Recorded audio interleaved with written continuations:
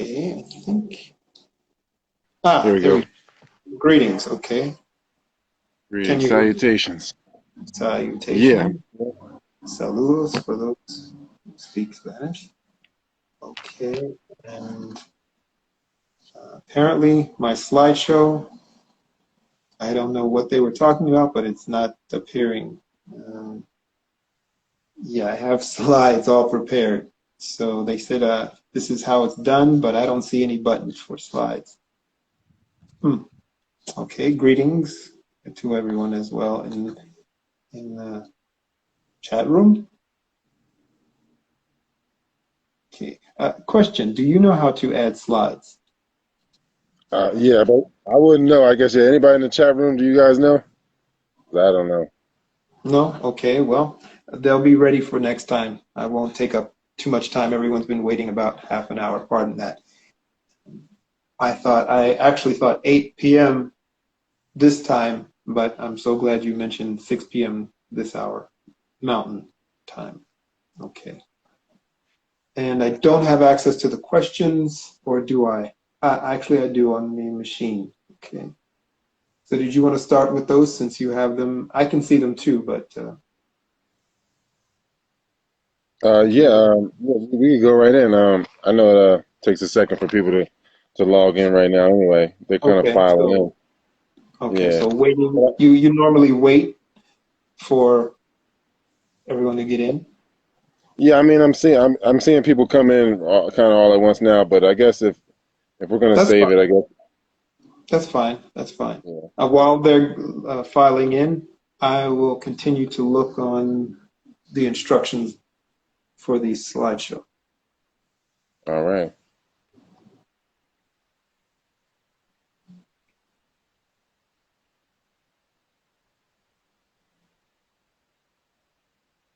Yeah. There really are no other buttons Yeah. to. Yeah. I don't know. I don't know how you would do it. I mean, I'm sure you probably could, but I'm oblivious.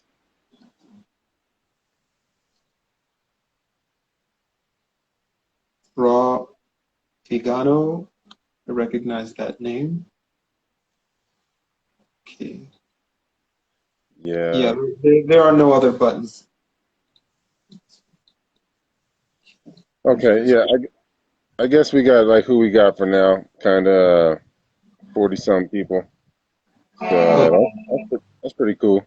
I think people will probably gradually sneak on in. Okay, works. All right, we can begin now. And I actually have the questions here. I can listen as you read them. Okay. Someone says sent a request to be in your live video. Okay. Would you like to do that first before questions? Or you want to Sure. do that, or you want to do that afterwards? It's however you feel. I guess if you want to Let's go do it into a the little question. different. I think all these people who do broadcasts, they always make people wait. I don't like to have people waiting. So since he requested now, would you like to bring him in now? Sure. Yeah. Okay. Well, that won't cancel you out or me out, will it? If I click. I think you can have up to 4 people on a live. Okay, here we go. Uh, Pardon, what did I click? Yep, there he is. Go live.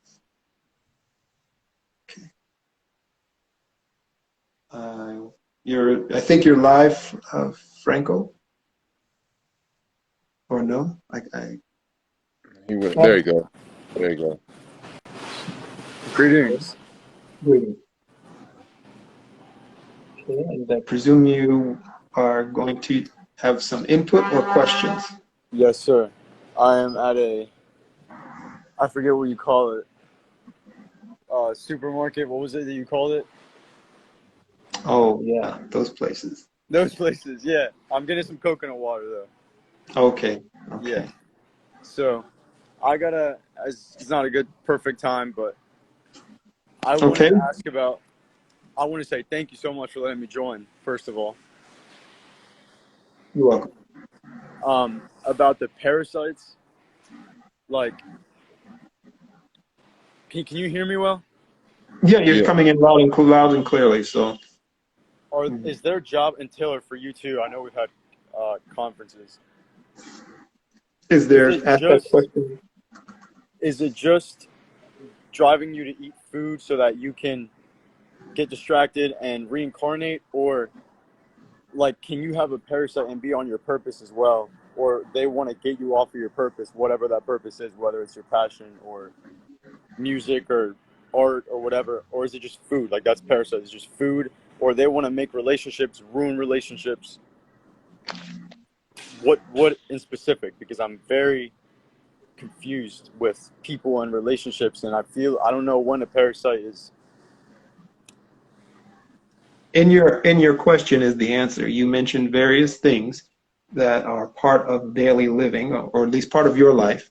Yes, sir. And in all parts of that, you find parasites, whether you're talking about food or whether you're talking about the other levels of life. You said relationships or people. You said your art or your music. That would be a passion. A passion is involved in your emotions and your physical focus. So in all walks of everything, there is some form of parasite. And how you choose to allow that to distract you or parasites to distract you is how you fortify yourself.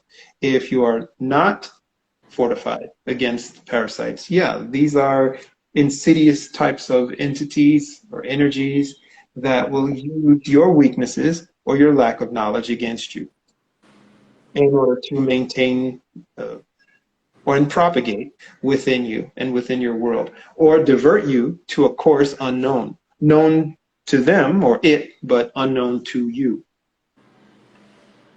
Yes, sir. Thank So you so much. parasites are all things and all levels. Which means what? When you look at that and when you take that into consideration, that means that these so-called things, whether ethereal or physical, they're there. They have, yeah, a purpose, obviously. So they are there. We know that there are supposedly microbes in our so-called atmosphere or environments. Therefore, just because we cannot see them does not mean that they do not have an effect nor that they are not there.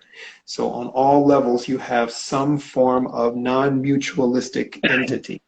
Mutual, you know what that means. It's working in your favor no matter what. And if something is mutualistic, no matter what you do, it's working towards your benefit. And it might attempt, depending on its logic, depending on its level of intellect, might attempt to push you in a direction that seems incorrect or seems out of place, but it might have your best interest at heart. So that's considered mutualistic. A parasite is very seldom, very rarely, if ever, mutualistic. Oh, it's Although, very rarely. Okay. yeah, Pharaoh, very rarely. your knowledge In is, sorry. in so-called nature, you have creatures that they either can be parasitic or they can transcend parasitism, and then they become organisms that are not parasites. They're not trying to feed off of something that is alive or take energy from something that is alive. They then become mutualistic. You see this and probably have heard it or read it when you look at moss, certain types of moss. They are not harming the plant, or certain types of fungi. They will not take from the plant anything that will harm it. In fact, they might offer something that helps the plant in times of need. Yeah. 1 second. I'm very grateful, and I'm so sorry to interrupt you. My phone is about to die. If later on in this live I could join because I have like 2 more questions, that would be greatly appreciated. And I just want to say thank you so much. Okay. Yeah, I think he died. Mm-hmm. Yeah. No worries. And there's someone else.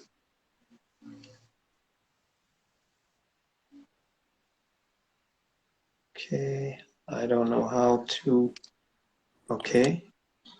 Next up. Yes. Hello. Okay. Hi. Hi. All right. So, What's your name? my name is Serge. Serge Sir. Abreu. Yes, sir. Okay. There you are. Yes. All right. You can hear me clearly? Loudly and clearly. All right. Thank you, sir. So, my question for you would be, what is the purpose of the parasite, in the sense that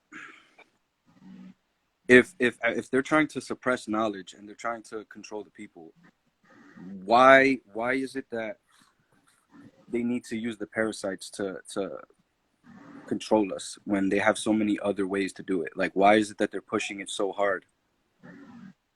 When if you can clarify that question for everyone else, are you asking that some other force, some person, forces, agency, organization is utilizing parasites to control masses of people? Is that your question? And Yes. why are they doing that? Yes. Well, think about your question for a minute. Why would, I mean, not that it's not the case, but why would someone utilize a parasite if one is a parasite? Okay. You would be working within a network of beings that, yeah, you might clash, you might compete, but you have similar goals, similar interests when it comes to manipulating hosts. Okay. But remember, as I mentioned to the gentleman earlier, that parasites are on all levels. Obviously so. You know, when you think about, you have predators on all levels, you have so-called prey on all levels. So on every level, there exists the same thing. You know, for folks who want to get into the as above, so below, as within, so without, it's similar to that. On every level, you have some type of parasite. So there are two-legged bipedal parasites as well as multiform, multicellular, single-cell parasites, and those that would be considered subatomic parasites, obviously so. Yes. So what would be something that the average person could do in regular society to kind of minimize the parasites that, you know, they eat or they breathe or goes into the water that they drink? Like, how does the average person minimize that? Well, one way, as and listen close to the things that have been mentioned earlier and what you may or may not have heard in recordings, discontinue participation in these worlds around you that include or encompass the worlds you come from. You know, just continuing along the way you have been, and without question, that is continuing parasitic activity. That's why parasites thrive. They know you're going to continue in the footsteps of those that came before you. Interesting. No, it's not interesting. It's factual. Yeah, you're right. I know, yeah. I know, see, probably scratch the beard. He's like, yep. Okay. All right. Yeah. Yeah, I about to say you should just schedule an appointment to talk to Pharoh about that, man. Stuff like Yeah, that. definitely, right? Yep. Personal stuff. Yeah, because, like, I've been thinking about that. I'm just like, that's why every day I question why I do what I do, you know? Sometimes I don't really want to do anything, but, like, I do, you know what I mean? That makes any sense? Like, sometimes I really, really what I would like to do is just sit and breathe in the sunlight. Like, that's pretty much it. Everything else just kind of like extra. Well, it's only extra if it's in service of the empire. And there have been many so-called great books and so-called great people who have mentioned in some way, shape, or form how service to an empire is either not so much beneficial, but mandatory, if not self-sufficient for one's survival. But in every case, in each instance, someone is always saying that you have to give up like some blood to a blood bank, I think there is one saying, give unto Rome or give unto Caesar that which is due. Now, whether or not that was placed in by parasites in order to get you to comply or be complacent or not, it still fits in with the same scenario that you are in an empire and your actions and activities will, no matter what you do, as long as it's in service of the empire, benefit the empire. When it's not in service of the empire, you know it, you sense it, you know that this is truth, this is correct. Therefore, question everything you do, and not just question. You're not going to just sit around and just breathe. The purpose of being in this place is not to just sit and breathe. That's why you're here. We are here to do more than just sit and breathe. Sitting and breathing is perfect. It has its place. Everything has its place, but you are not here to just sit and breathe. True. That is true. All right. Well, yeah. Well, I'm here to continue listening to this live, and yeah, let's see what we can break down. It's very informative. Okay. Wonderful. Thank you, sir. You're welcome. Do continue.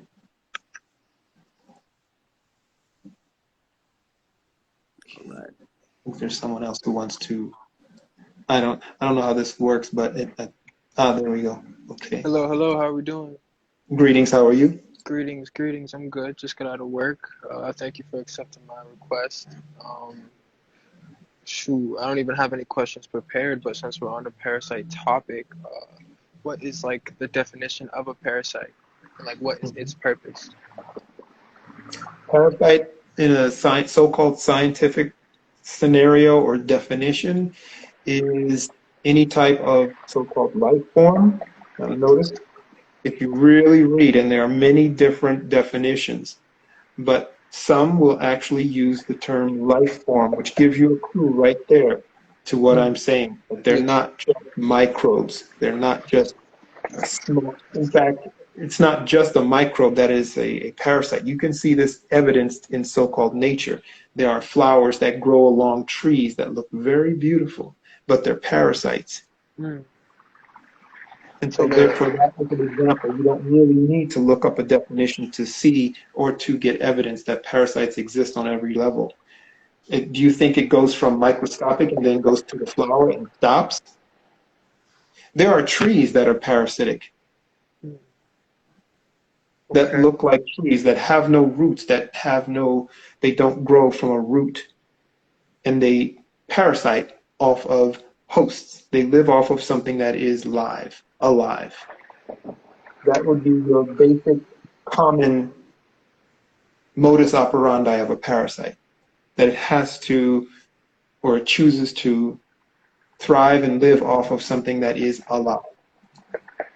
You get nothing from something that is in the transition decomposition state other than its transit energy.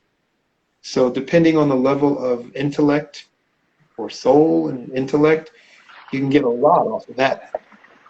Therefore, it's important not to adhere to the so-called burial practices that have been adhered to in this world. And those in the know and those of the so-called elite status know not to be placed in the tombs and things like that, because they know that their transit energy can and is used. Thank you. Are we like, okay, so like, are we born with parasites, or like we are born with parasites, but due to like our level of eating, like that just like increases them, or like what increases the parasite level that you contain? What increases your like the level of parasites you carry? What I'm trying to say. Okay, that's even clearer. I want to make sure that you clarify for the listeners, or the viewers, whatever.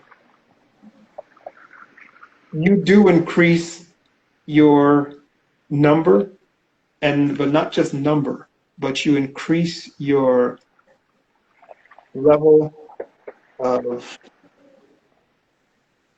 interaction with parasites as you grow. So it doesn't matter what you do in the sense of so-called eating. When you ingest, for example, the more knowledge you obtain, and not just knowledge, but the knowledge that takes you out of the distraction mode and brings you closer to true purpose. You are now becoming visible or more readily appealable to parasites that want to devour that or thwart that. Okay. Wow. Oh, okay. So as you increase your physical, spiritual, mental level, they're also looking to feed and ingest on that as well. Right, so you have power over that if you realize that the more you obtain, the more you must do. You don't, as I mentioned earlier to someone, you don't just sit and breathe. Breathe, yes. When you arrive, according to so-called science, they claim you can have upwards of 1,000 parasites. In, between 300 types, not just one type. There's Yeah. many types. As I said, parasites are in colonies, and they they are faction, so that there's competition between them for not just the host itself or the domination of the host itself, but actually various portions or parts of the host, not just physical parts, obviously. Those that are not in the ethereal realm and those that exist between both ethereal and physical realm compete over such things as your intellect, over your transit energy, as I mentioned before, over your regenerative forces. So they will have access to those energies on a nonstop basis from your time of your so-called development until something is not used anymore, or until you transit completely. So you have many so-called species of parasites, and you can think of them as families, elitist families. Wow. Okay. I'm gonna get like a couple more questions and I don't want to be hogging them all. But is there like anything or like any things to do that like they don't like and that's not gonna anger them and like hurt you, but like get them to maybe like is there anything you can do not to more say get rid of them because you can't just totally get rid of them? I'm hearing, but like things you can do to prevent them from wanting to feed off of you maybe. Collage. Remember I mentioned to you before I gave you that little scenario about, I said I had watched, I don't know how, but I just, maybe I saw it on television. These people, they call themselves ghost hunters or some paranormal investigators. Yes. And I mentioned to you about how inane can you be to walk into a place that, regardless of if it's a joke or a hoax or real, and start setting up cameras, conspicuously setting up cameras. So you're setting up cameras to catch something that you can't see, as if the thing you're trying to catch is at work, it's gone out, or it's at Pizza Hut or somewhere, it's next door. So you're setting up cameras, and then when you come back or when you leave, they come back and your cameras are going to catch it all. If you notice, nothing is ever caught. The thing is this, that is an example of what I'm talking about when it comes to parasites. These folks who, I'm not putting anyone down, I'm just saying it, those things are probably some type of scam, but they're putting up cameras in order to stop, thwart, or prove that these afterlife creatures or beings or poltergeists, whatever, exist. And I'm saying, I said this to Collage, I said, wouldn't it make more sense to walk in as if you were a TV repair person or plumber, and slyly, inconspicuously set up something that doesn't look like a camera, and don't tell what you're doing. Just walk in there and I'm here to fix the sink. Wouldn't that make more sense if you're trying to catch a so-called ghost? So if you're trying to thwart a parasite, listen to the parable that I just read, that I just spoke. Most parasites are never caught because they know you're never. So I must deceive, It's not being deceptive. not being deceptive. Okay. No, it's not being deceptive. Why turn yourself into a liar? You're not doing that. You just, why would you? I'm going to punch you in the face. Okay, we're in a fight, and you just said, I'm going to knock you out. I'm going to kick your this. I'm going to punch you out. Okay, I know exactly what your next moves are, or at least I have an idea because you just told me. So why are you telling these things what you're going to do through not only the mainly through your words and deeds? Usually it's the deed that tells or indicates what you're about to do. The level of seriousness, the level of confrontation is what determines the success rate of removing physical parasites, whether it be some type of worm or protozoa.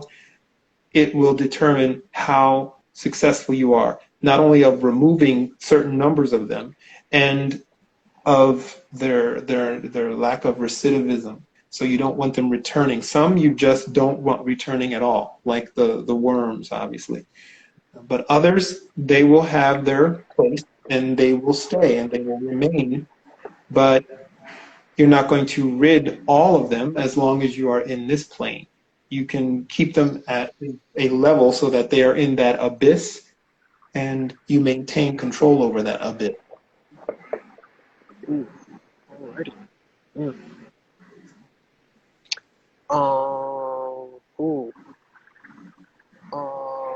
Ooh. I just heard what you just said, 110%, but I'm still not. Okay. It's just like the seriousness, and you just have to go at it and not speak about it. Well, I would just suggest, I mean, go ahead. I was just saying, I would just suggest that he contact you personally Most because definitely, it's, you know, because I mean, it's a process, you know, yes, as far as indeed. getting rid of, like you said, it's like all levels of parasites. It's not just like One, one mechanical cleanse is going to get it done. It's most like a definitely, holistic approach. They got to most change your definitely. whole life. Whole life, indeed, indeed, indeed. Right. Do You either one approach of you still not? I mean, still encounter them? I would say not struggle with them, but like you. I mean, because you all are on this path and you all have this knowledge, so therefore, I assume you take steps to rid of them. How would you say you all are on a parasitic level? You have to clarify that question. How are we all on a parasitic level? No, how like the two of you, like the two of you have this knowledge. Like, where is your parasitic level at? Like, I know, like I can't, like I'm not saying like I have a shit ton of parasites, but I know that I haven't taken steps to get rid of my parasites. So therefore, I know that they're definitely in there more so than you would have them because you Well, have the knowledge. you exist in a place that is, unfortunately, or whatever, Mhm. corrupted. Mhm. Therefore, this is a nonstop thing. You don't stop bathing. You Mm. continue. You continue Mm. to clean. Cleansing is part of being here. If you were to read some text on, and I mentioned this before, I think, and I'm sure I did, that certain schools of thought, certain scientific schools of thought in biology, claim that diversity is as a result of viruses and even parasites to an extent, supposedly, allegedly. But what I glean from that is that these life forms exist and will exist, but we exist as well. But as the hierarchy goes, we have a purpose that transcends their purpose. Therefore, you realize their presence, but you cannot live or put your thought process in a panacea world. You cannot blind yourself to this. The old idiom or adage, rose-colored glasses don't fit in this place. I made that up. They don't fit. You can try to make them fit. That's to your detriment. That's a delusion. You see that in so-called society today, people trying to force an illusion into the world. It doesn't work. You have to succumb to your own forces of insanity in order to say that something that isn't a reality is a reality, and one reality is this. Parasites are all over the place. And you should know that, and you do know that. Therefore, you take measures to protect it. Wow. Wow. Wow. Very. Thank you very much. Wow. Thank you. Mhm. Thank you. You're I welcome. mean, I Thank want you. to keep asking questions, but I definitely know I should let someone else ask some questions. But yes, thank you very much. Peace, love, and blessings. And Likewise. thank you. Mm-hmm. Right. You're welcome. Oh, someone else. Okay. I think I want to give Kalaj a time to speak, so I'll I take. mean, if you want to do questions, I mean, you can put the next person on. It's however you want to play it. I mean, it's however you want Okay. I think is the next person there? I don't know. Hey guys, hi everyone on the live. Thanks for hosting this. This is awesome. I got a question about deja vu. I've been Okay. How having. awesome. Is that your name? Sorry, You said this is awesome. Is that your name? my name's Liam. Liam. Oh, okay. Greetings, Liam.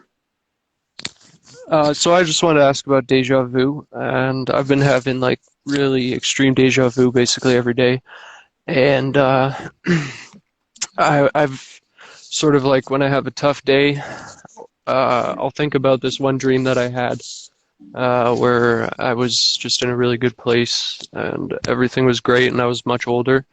And I think that's me in the future. Uh, and I've had these dreams before and they've come true. So can you explain that to me? Like, am I creating the future? Am I seeing the future? What is that? You're definitely making a difference in your future. That's part of the process of being here. You're supposed to do that. And if you want to make those projections a reality, then it's really not a so-called deja vu moment at all. These are dreams, and as you know, or should know, that dreams are a paradigm or paradox of what is and what isn't all at the same time. Therefore, something that you see that's a portend of something that has not occurred but then occurs, and you recall that, that in itself is a lesson just in the recall. You're having recall, you should have that recall, it should be strong. But in the recall, it's also showing you that you are manifesting what you want to occur. This can also be seen in the so-called negative sense, and you might have read or heard this spoken in terms of projecting a negative on your own world. So to an extent that does have credence, you can project the negative on your own world. However, I am of the nature that says that's minimal. You'd have to do a lot more physical things to project negative onto your world. Because for that to be legit would be to legitimize poverty and legitimize all the things that you may not experience in your world, but others do experience, to say that they must be projecting negative through their reality, to their reality, through their dreams and desires. And I know, and you know, that that's not the case. It takes a lot to create that type of scenario. Yes, it does take part of our participation. That is true. So there's your answer in that. Okay, thank you. That answered my question. Love you guys. Okay, thank you.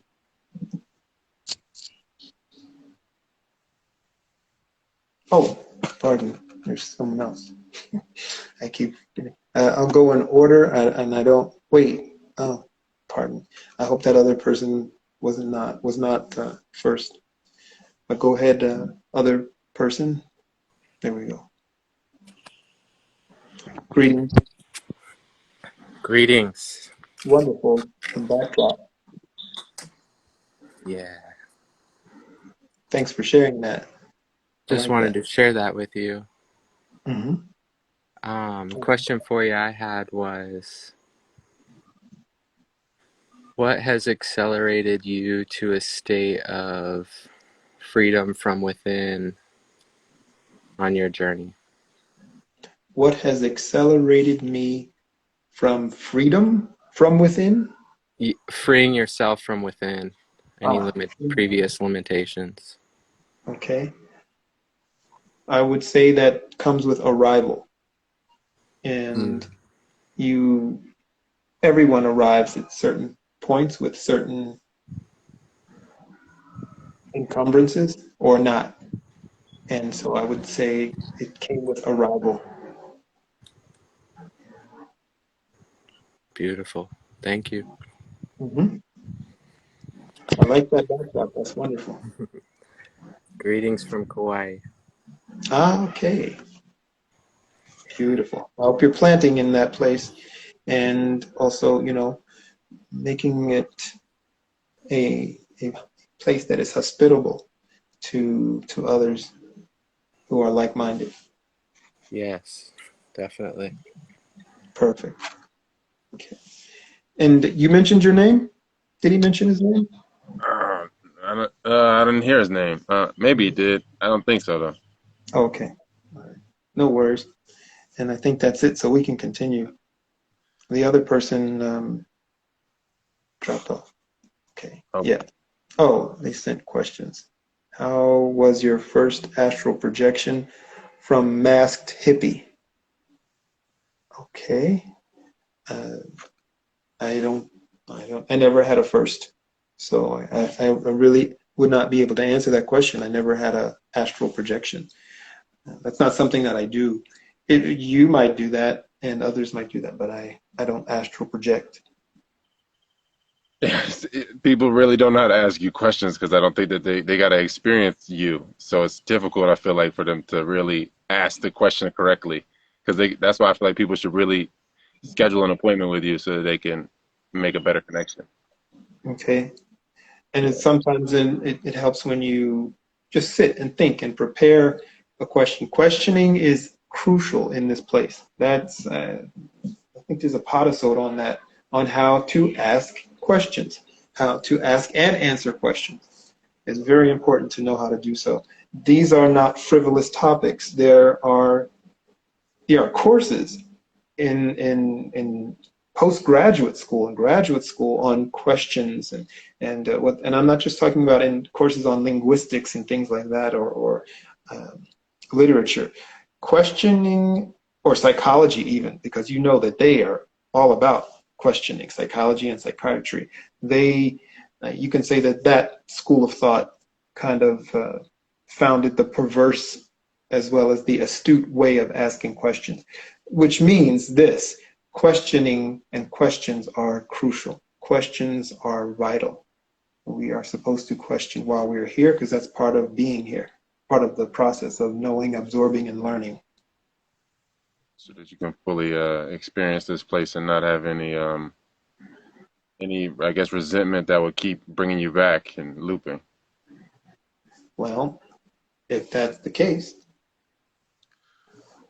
So I just I remember we had the conversation the other night and we were talking about the black and white or dark and light thing and we were talking about the supposed transatlantic slave trade issue. I mhm. just I guess I'm gonna I know you could just take it away, but my questions were how did the Yes, sir. Aboriginals of how did the Aboriginals of America how did that confederacy or that union break apart and and as far as like the slavery story, what is true about slavery and why did they push Pan Africanism on the American Aboriginal? Okay. First, know that slavery, and this you should do, everyone listening, research the word, the term slave, where it comes from, Slav, esclav, and realize two things. Depending on how deeply you travel into your word search, become a wordsmith and go as far as you can, if not further. Slavery is actually an ethnic term.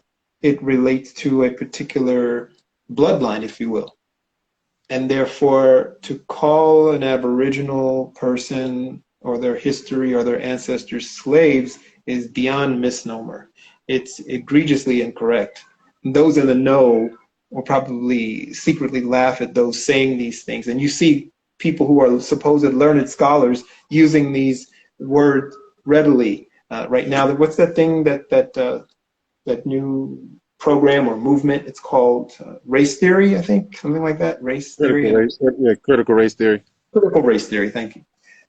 Right there in the words itself, they're telling you, the parasitic people behind it telling you that this is not something you should be trying to learn. It's a mix of probably a little bit of fact and a lot of stuff that is in service of the empire. For one, it's theory.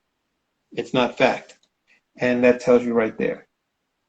So slave and slavery reverts to a particular people, and those particular people are of a pale skin.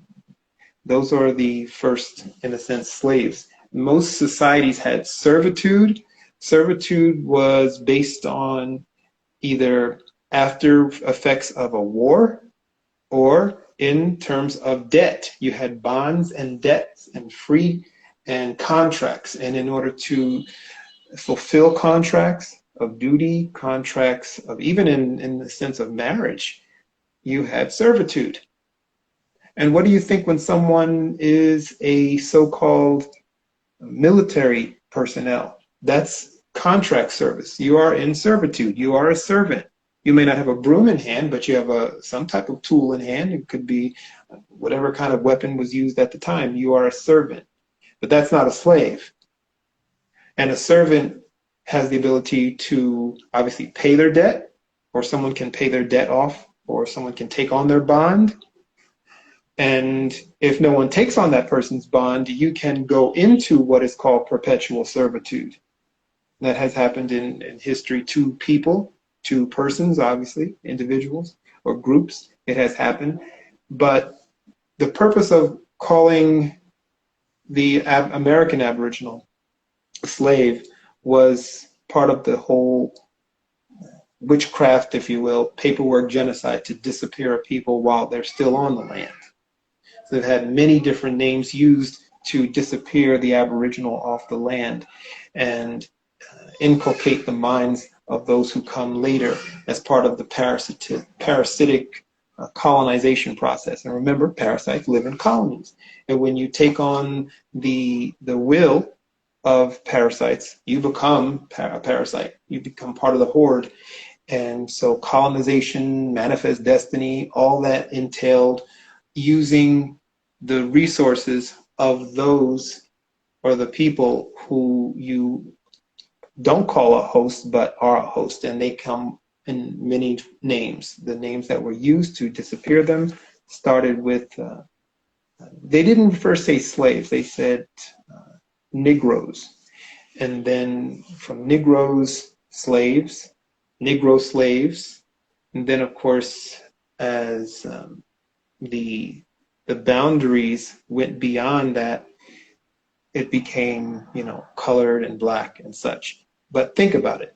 When it was first used, and I'm referring to the era between 600 and 800 years past, it wasn't applied to so-called melanated individuals. Your first slaves in this common era, this particular era, came out of North Africa and the Caucasus, and they were traded amongst Arabic, which are a mixed people, mixed race people. They started off very dark, but they took on wives, concubines rather, in order to increase numbers. They didn't take on wives, they took on concubines. The concubines, the offspring of concubines had no, they could not go but to a certain level in society. So many Arab men, and we're talking men that are dark, swart, as the word went in Europe.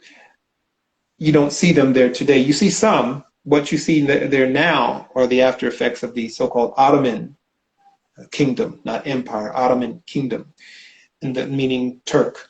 So the people you see there today in most of so-called Middle East are actually so-called Turk, Guk Turk, Mongol Turk, Sino Turk, so-called Sino meaning Han. So all of the mixed there. In fact, if you look at the early Turk, they had slanted eyes. and red hair, many of them. They did not look like the Turk you see today, the so-called Mediterranean you see today. And these groups, these are your first so-called pale races, along with the dark races of Europeans. Most of Europe was dark skinned, swart. They were trading in slaves, and your slaves were so-called pale people, not white. White came later. That term was used in order to galvanize groups, in order to overthrow most of the dark Europe, of the so-called black nobility, to overthrow them. But in the process, and overthrow a lot of the other pale enslavers. But the primary, and people think, oh, it was just the female. You know, you see many books on the topic, but they put on the adjective white. They'll say white slavery. And the implication of that is, well, if I take off the word white, then what is the default?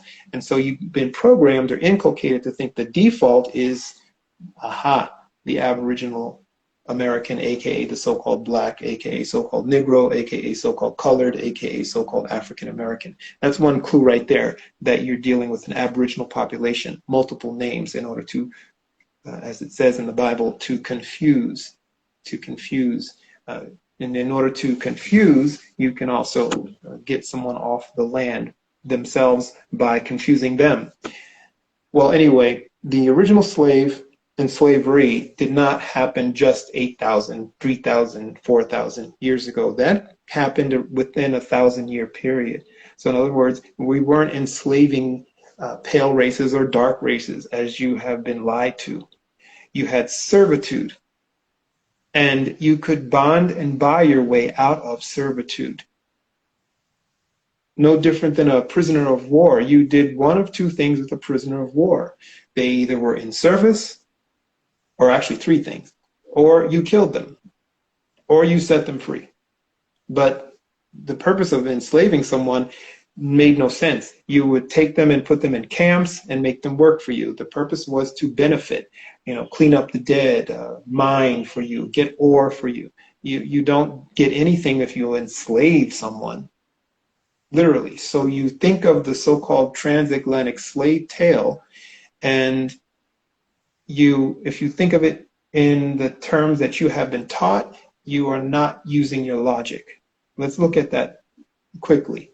One, the average so-called pale European, so-called Caucasoid European, male, because we will be talking about male in the form of a so-called slave catcher, did not grow any higher than 5'5", 5'6". All of these things you can actually look up. If you don't want to look it up, go to a museum. If you are in any of the cities like London or Philadelphia, they have museums where you can actually see what people wore, the clothes they wore, the shoes they wore, and you'll see, or the utilities they used in their homes and buildings. These were small people. Look at the doorways. Look at some of the buildings built then. These were small people.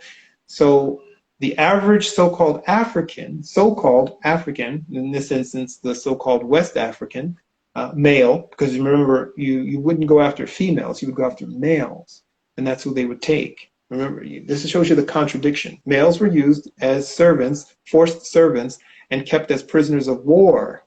So if that was the case, then you would go after males, and then therefore, if the transatlantic slave tale will go with what they tell us, then they were going after males. If you go with the images that are indoctrinated into you, like the ones from the 1976 or 77 TV miniseries, Roots, then that imagery that's been inculcated into you would say that these so-called Africans were cavorting along beaches and picking fruit when they were kidnapped and forced into shackles and made to walk to the shore and then onto ships. That's what they show you. Or their villages, which apparently not too far from the beach, were raided. And they use big, bulky, Mongol big Africans. Now, why are some Africans big and bulky like Mongols and others are sinewy and skinny and slim? Something doesn't make sense. Well, this is the imagery that's been pushed into your mind. Well, in any case, according to the transatlantic tale, hundreds, according to the the literature, not hundreds, the average ship, which would have been similar to a schooner, could fit upwards of 80 to 100, sometimes, so allegedly up to 300 so-called humans, which they would refer to as slaves, in the, I guess, the hull of the ship. So you have a crew. Mind you, you have to have the enslaver. I guess some of the enslavers or catchers, they remained on land, apparently at forts, obviously. And then you had your crew. So the crew had guns. Now you have hundreds of people, all somehow in shackles, and mostly males, and you have guns. These are not rapid fire guns. These are not semi-automatics. These are guns that you have to load. You have to stuff. And they are one fire only, and you got to do it all over again. So meanwhile, you're stuffing, no one's attacking you. This type of tale also serves another purpose. It serves the purpose of instilling docility and supremacy. So docility in those who believe that that's them, that's their blood, that's their ancestry, and supremacy in those that think they are the bloodline of the enslaver. Like, wow, we must be powerful. We enslaved these people and we did this. So that's another purpose of the tale. Okay, let's go with the tale. So these few people, or who knows how many, a crew, the average crew on the ships then, mind you, these are ships coming out of Europe. The first ships would be of Portuguese, then Dutch and Spanish, kind of concurrently, then supposedly British, according to the so-called timeline. Well, all of those ships from all of those different factions were about the same size. The largest would have been the Spanish Armada. They would have been the largest of the Euro ships, but the biggest ships of the day did not come out of there. They came out of Asia. They had huge ships you could put elephants on. But those weren't the ships that were used. And that's another tale. I'll go into that maybe another time. So let's go with this. We're talking about the typical ship, which, by the way, doesn't exist anymore, even though it's not been over 500 years. But these ships magically disappeared. They can't find them. They'll give you excuses like they were burned out of shame, or they were repurposed and used as cargo ships. Okay, well, where are they? So there's still just like one or two ships that are supposedly there, and they're just remnants. Yeah, more lies, but let's continue. So you have this small crew, I don't know the number, according to them, they don't tell you how many, but you have all these so-called slaves that never tried to revolt. Well, now let's look at the logistics. The crew has to eat, but more importantly, they have to drink. And there's certain ways that water will ship across salt water, especially the Atlantic Ocean, the most violent of oceans. So you're on a wooden ship. Wood moves. It's not steel. Steel even moves, but it's wood. And so you have bodies up against wood, no buffer. According to the images and the lithographs or whatever they call them, these bodies were barely clad. Therefore, there must be a lot of splintering. And if anyone knows who has a seafaring background, if you get any kind of cut in the middle of the ocean, you have to tend to it quickly. Otherwise, you can get gangrene and a whole slew of infections. So you have all these people who are in this hull of these boats, and they're moving around, they're getting sick, they're vomiting. You know the deal. There's no toilets. There's no compost heaps. There's no holes. You, allegedly, according to them, defecated and urinated on one another. Diphtheria, what else is there? You know, water poisoning, sepsis, you name it. So you have to feed the crew. Where's your food? You can't store food above on the deck. So you have to put your food, you have to put your water somewhere. And most water was stored either in barrels or in some type of animal skin like lamb skin. And you had to keep it fresh. You had most of your other foods were salted in order to preserve them. But still, you had to keep it somewhere, and they have to eat. And you didn't get across the Atlantic in 2 days, regardless of what shipping routes you took, which you normally flowed towards either the so-called South American area, going down towards Bahia, Paraíba, Brazil, or towards the so-called Carib and the Caribbean Sea. But it still took months. Sometimes, if you were fortunate, weeks, but you didn't have a heavy ship. Okay, so you took that amount of time and you get to some port, let's say, according to their tale, Charleston, allegedly, where only about, and the number varies. Some say 300, some say 10,000, some say 300,000. You notice that right there. If there's a disparity in the number, when they kept logs of everything, that's a vestige of the Moorish, or input of the Moorish mindset. Logs on everything when it came to mercantilism and when it came to the ocean. You kept logs on everything. It actually goes beyond them. It goes to the Phoenicians, where you kept logs on everything. That's where you get the whole idea of a birth certificate, records of your birth. So in any case, if you went to Charleston with these so-called slaves, Charleston was a so-called port town, still is. Where did you put this group of obviously tired, obviously dirty, so-called slaves? They claimed they were taken to barns in the region and cleaned up and then taken to places where they can be bought and sold. If you're coming off of a ship, even the crew is going to be emaciated. You're not going anywhere. You have the ability to stand is almost impossible. So you can imagine at this time, if that is the case. So you're taking these people to, and mind you, you don't speak the same language, you're taking them to be traded and bought and sold, and then what, go right to a plantation and put to work? No, you have to use logic. You have to be wise. You cannot be daft about these things. That tells you right there if and when the so-called enslavement of Aboriginal peoples was occurring, it was occurring right here in the Americas, which they do tell you in many accounts. De las Casas, that's one person, you can read his accounts.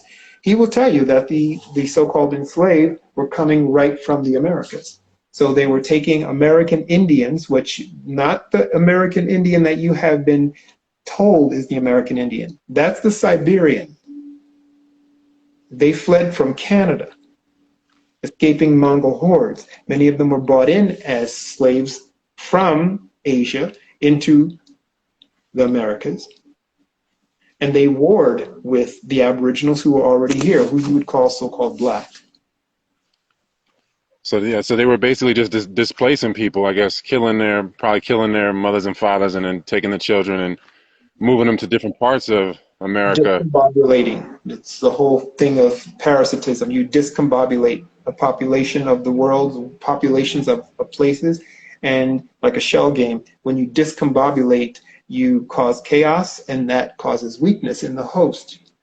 And so it didn't just start then. You had, remember, the British were masters of contracts and treaties and things like that. So they had already had a foot in with intermarrying with Aboriginal women in those tribes that were so-called matrilineal in order to have a foothold in the land. Other so-called nations weren't so. They were not that way, and they were modernized. They had cities, stone cities, not teepees. Teepees were built by Mongols, Mongol Turks, and Siberians. They were plain dwellers. They dwelt on plains. They were nomadic. They did not stand in one spot or one place. And any place they did stand in, they did like a lot of the renegade Europeans, which when I say renegade Europeans, that should be watchword for pale-skinned Europeans. Those are Europeans who escaped their melanated masters and their pale-skinned masters. In fact, there are some writings that haven't been purloined that will detail how many of the slaves, which they have named as indentured servants, many of the slaves wrote about how their masters, their pale-skinned masters, were worse than their dark-skinned masters, and that they wanted to go back to Europe after coming here. They were lied to many of the times. They were lied to. and obviously so. You trick someone, you get them here, and when they get here, you don't get that. And in fact, you got to work for me. So many of the pale skinned people who are now called white today were in servitude for a long time. You know, when I say long time, I mean generationally. And so when it comes to being bred into slavery, like if you're creating a dog, like you create chihuahuas to catch mice and rats, you create a different dog for a different thing. You know, so you create this slave or Slav, and is it just like a dog? Like where a dog, honestly, when a dog doesn't have a job, it's a miserable dog. It gets into bad things. So like I feel like if you're designed to be a slave, and slavery isn't the same as what they depict it as. Like the true slavery, as you were saying, it's more so like a servitude that you can work your way out of. Well, that was If you're servitude. That was the servitude based on, you know, servant and master system. And many cultures, many nations, they practice that on their own level, on their own way. But the whole slavery concept of perpetual enslavement, that, and you know, not being able to bond out, or being your bond being bought by anyone, where you became what is called chattel or cattle, that came through the slave system post-Portuguese. And remember, the so-called Portuguese were the first of the so-called mulatto groups of Europe. That means that their smart forebears or progenitors had been mixing with concubines, pale-skinned concubines. so that's Scythians yeah, so Scythians but were that's doing this for a long time too, but you know, Scythians, what you would call today modern day so-called Jewish, not Jews, but Jewish people, they were also taking part in the pale skin slave trade. They, you know, you talk to any rabbi who is worth his weight in silver and who's not going to lie to you, and they'll tell you the facts. Yes, their people were trading in not just females, white so-called pale skinned females, but males too, for work, and keeping them in slavery, enslaved. So yeah, you had a large worldwide slave complex of slaves going into China, pale skin, so-called, I'll say it, so-called white people or Caucasians being bought and sold in China, being bought and sold in Europe, being bought and sold in the Americas. Yeah. so but like these, as far as like being designed to be a slave, if you were designed to do that or to be servant, would you not would you have no problem with your life because Yeah. you were more so designed to do it? And like I guess if you had a righteous master, then Well, you see that evidenced in protocol, or what they call circumstance, you know, where people obey protocol. You see vestiges of that in so-called Latinized America, in the language especially, you know, depending on the country. You call someone Don and Doña, and you'll see how workers, they bend over backwards for certain people, no matter what, because that's where their bread and butter is coming from, but also because their their minds are entrained that way. You read about it in tales of serfdom and fiefdom or whatever. You read about how people behaved a certain way. They lowered their heads. They did not look, you know, certain levels of people of certain stature in the eye. You did not turn your back. You bowed down and walked backwards. Things like that.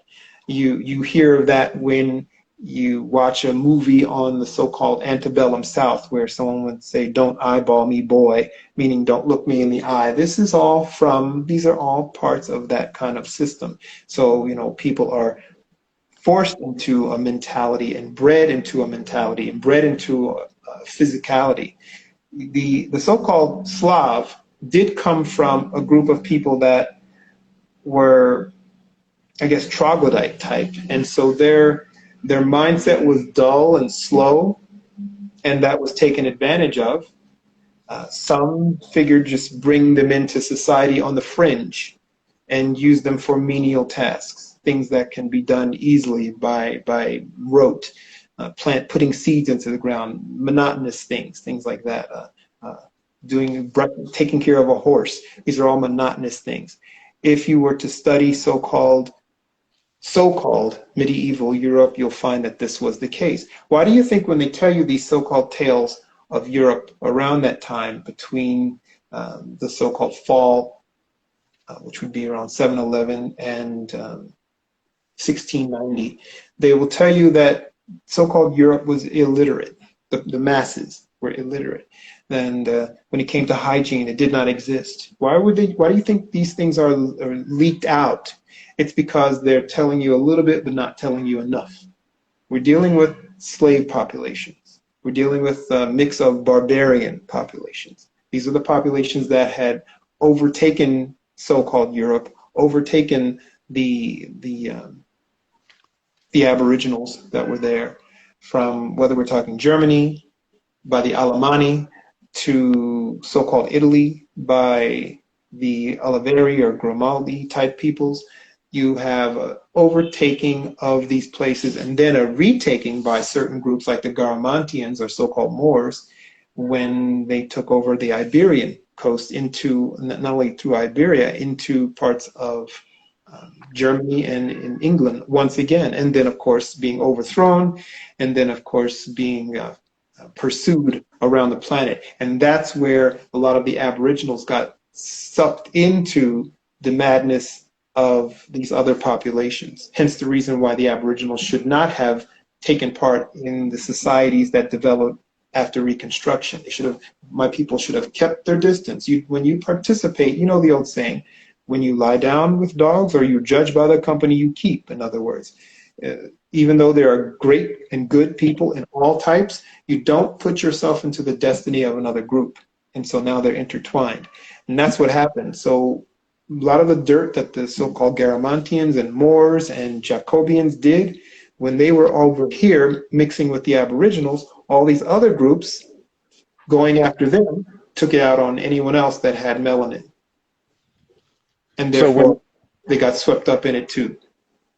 So that's basically what created like a slave standard in the world, in a sense, where like if you have slaves running the world, then everybody kind of lives in a slave life instead of. Well, if you look at some of the papal bulls, the papacy bulls and edicts that came from, let's start with Innocence, and I'll use that word loosely, Pope Innocence, on up to Pope Nicholas, Dum Diversas 1452, where he laid a decree, which was a repeat of a decree, calling for the enslavement of all Saracens, all pagans, all heathens, and that was in reference to anything that is Swart and Swarti, and removal of their power, meaning taking them from power, and their wealth in perpetuity.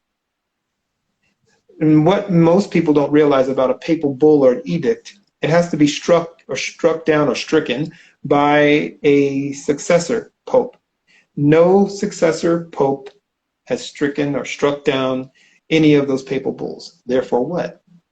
They continue. They still stand. So when it comes to, like you were saying, the Jacobins, like this is the Black French you're talking about. And yeah, and they intermarried with the British. So when you say British, you're actually talking about so-called black people. When you say English, you're talking about so-called white people.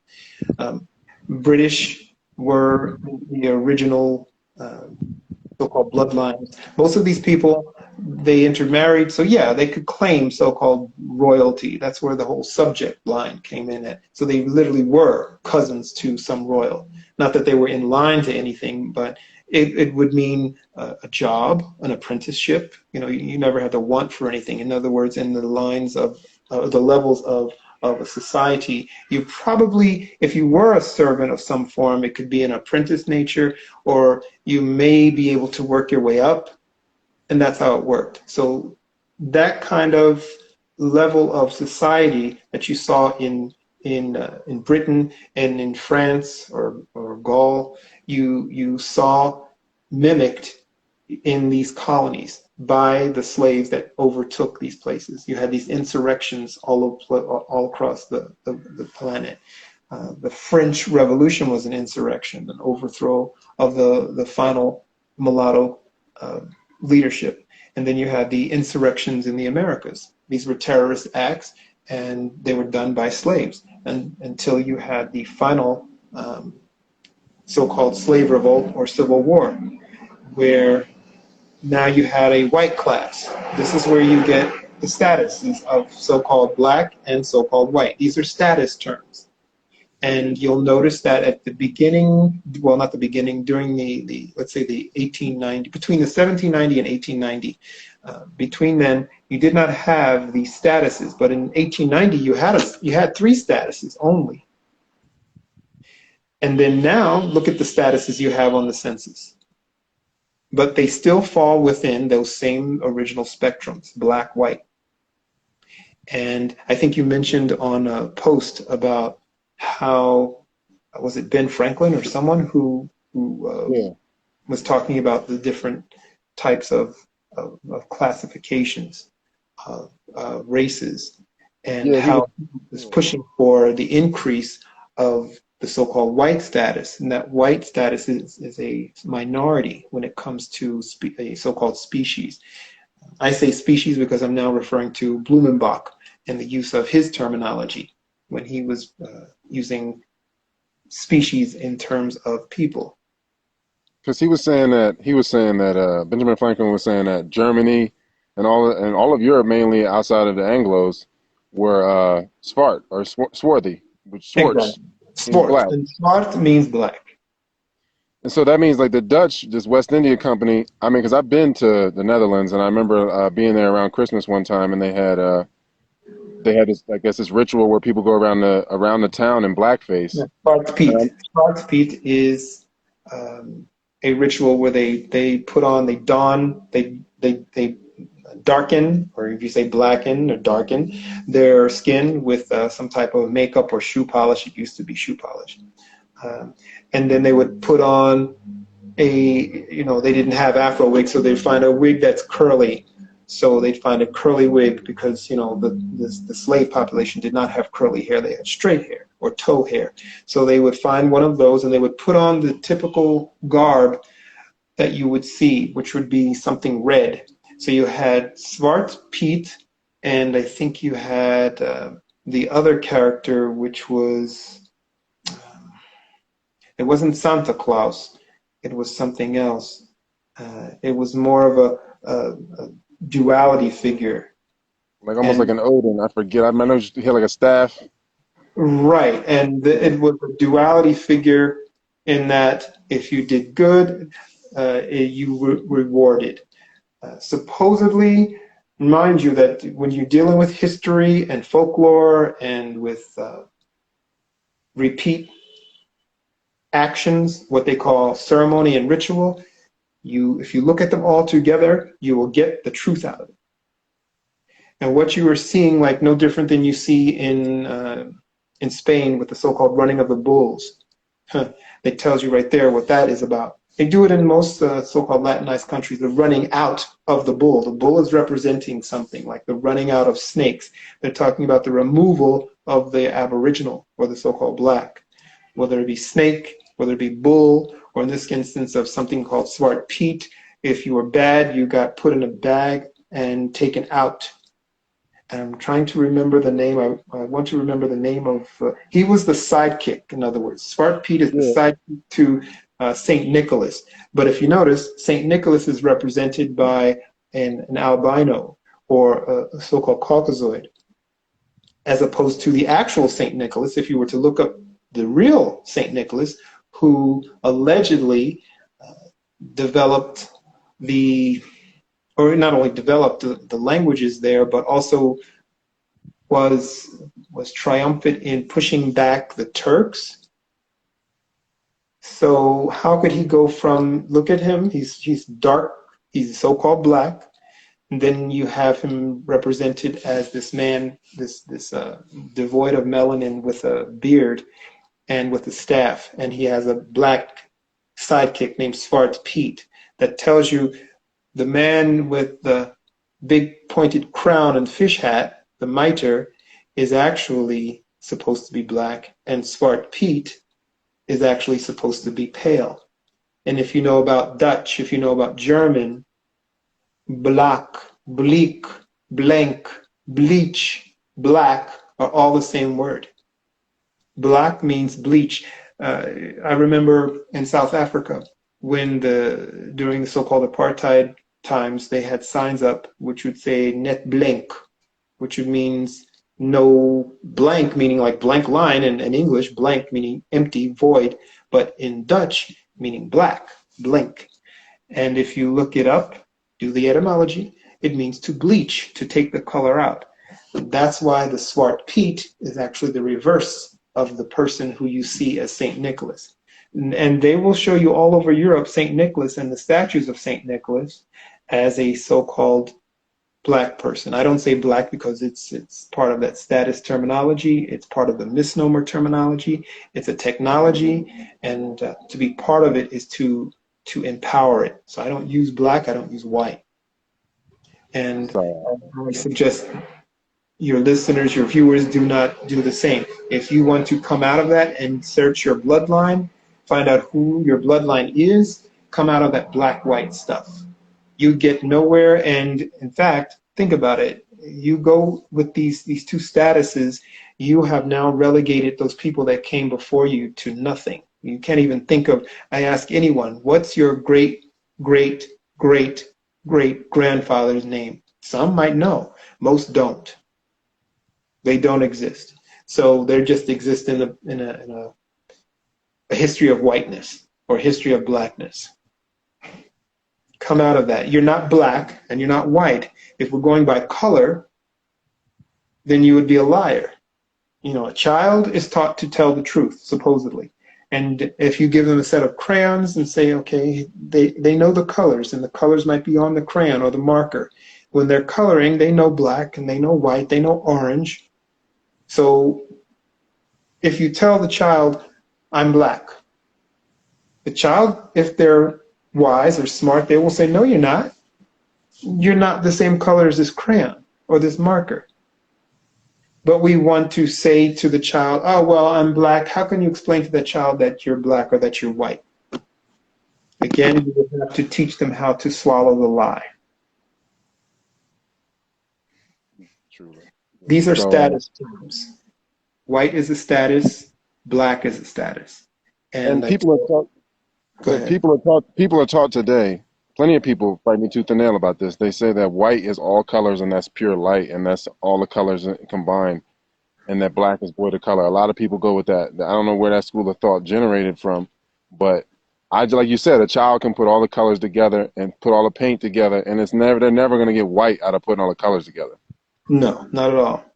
And you know, if you might hear, and you will hear, if you listen to these media distractions, where you hear someone saying, people of color this, or a person of color this, and it might be a so-called white person saying it, or it might be a so-called black person saying it, or it might be a so-called non-white person saying it who could fit into any of the spectrums. You notice no one in these other spectrums says, oh, I'm a yellow person, or I'm a beige person, or I'm a cafe con leche person. No, you got black, you got white, and that's it. Or you have black, white, non-white, or you have non-white and white. But what is this with people of color? So you hear a Chinese woman call herself a person of color versus a so-called white person. So if she's a person of color and the so-called white person calls her a person of color, then what color is the so-called white person? Because all these other people are people of color. So what is the person of color if they are white? Are they a person of color too? Obviously, they cannot be in that spectrum.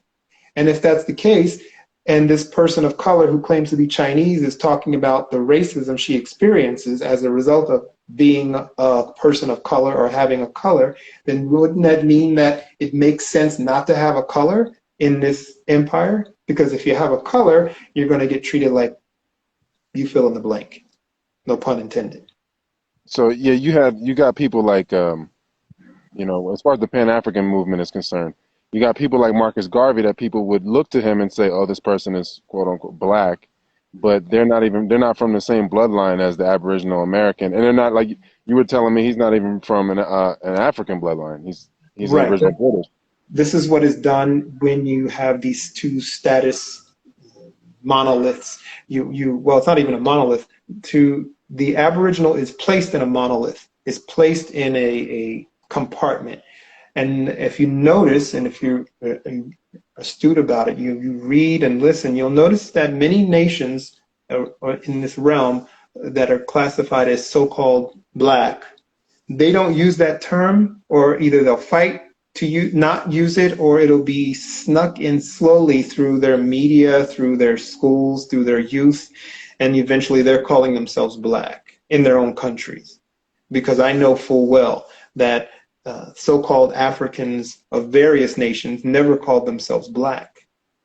And then you started to hear slip into the so-called white media, Black Africa.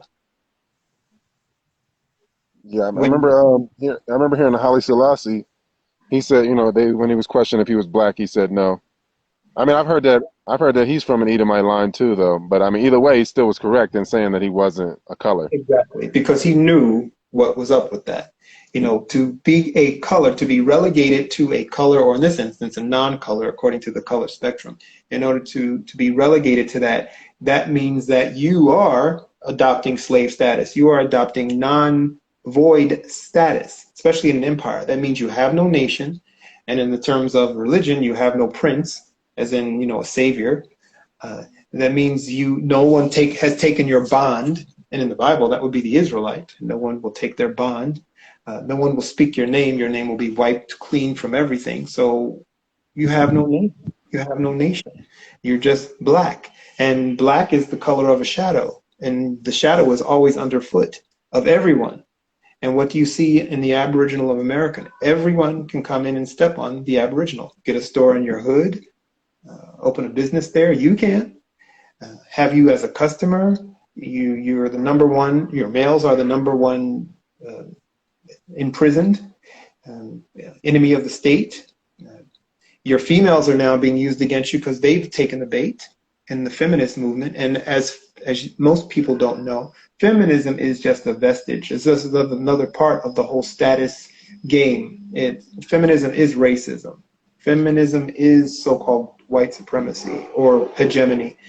It's just another vestige of it, and people don't realize that. They don't read. If you actually read early feminism and early suffrage movements, they were so-called ex-slaves, which would mean so-called white females, Birch Society, Daughters of the American Revolution, and they were all up in arms that so-called black males or Aboriginal males were voting and could vote and own land, and they couldn't. So they despised that and wanted that fixed, forthright. And that's where feminism came out of. Go look this up. There's actually one famous feminist suffragette who said that if lynching will be the cure-all to stop these Negro males from raping white women and destroying the virginal vestitude or something of that nature of white femininity, then lynch away, something to that effect. I'm paraphrasing her. So in other words, she said if lynching would stop interracial dating and mixing, then I'm all for lynching.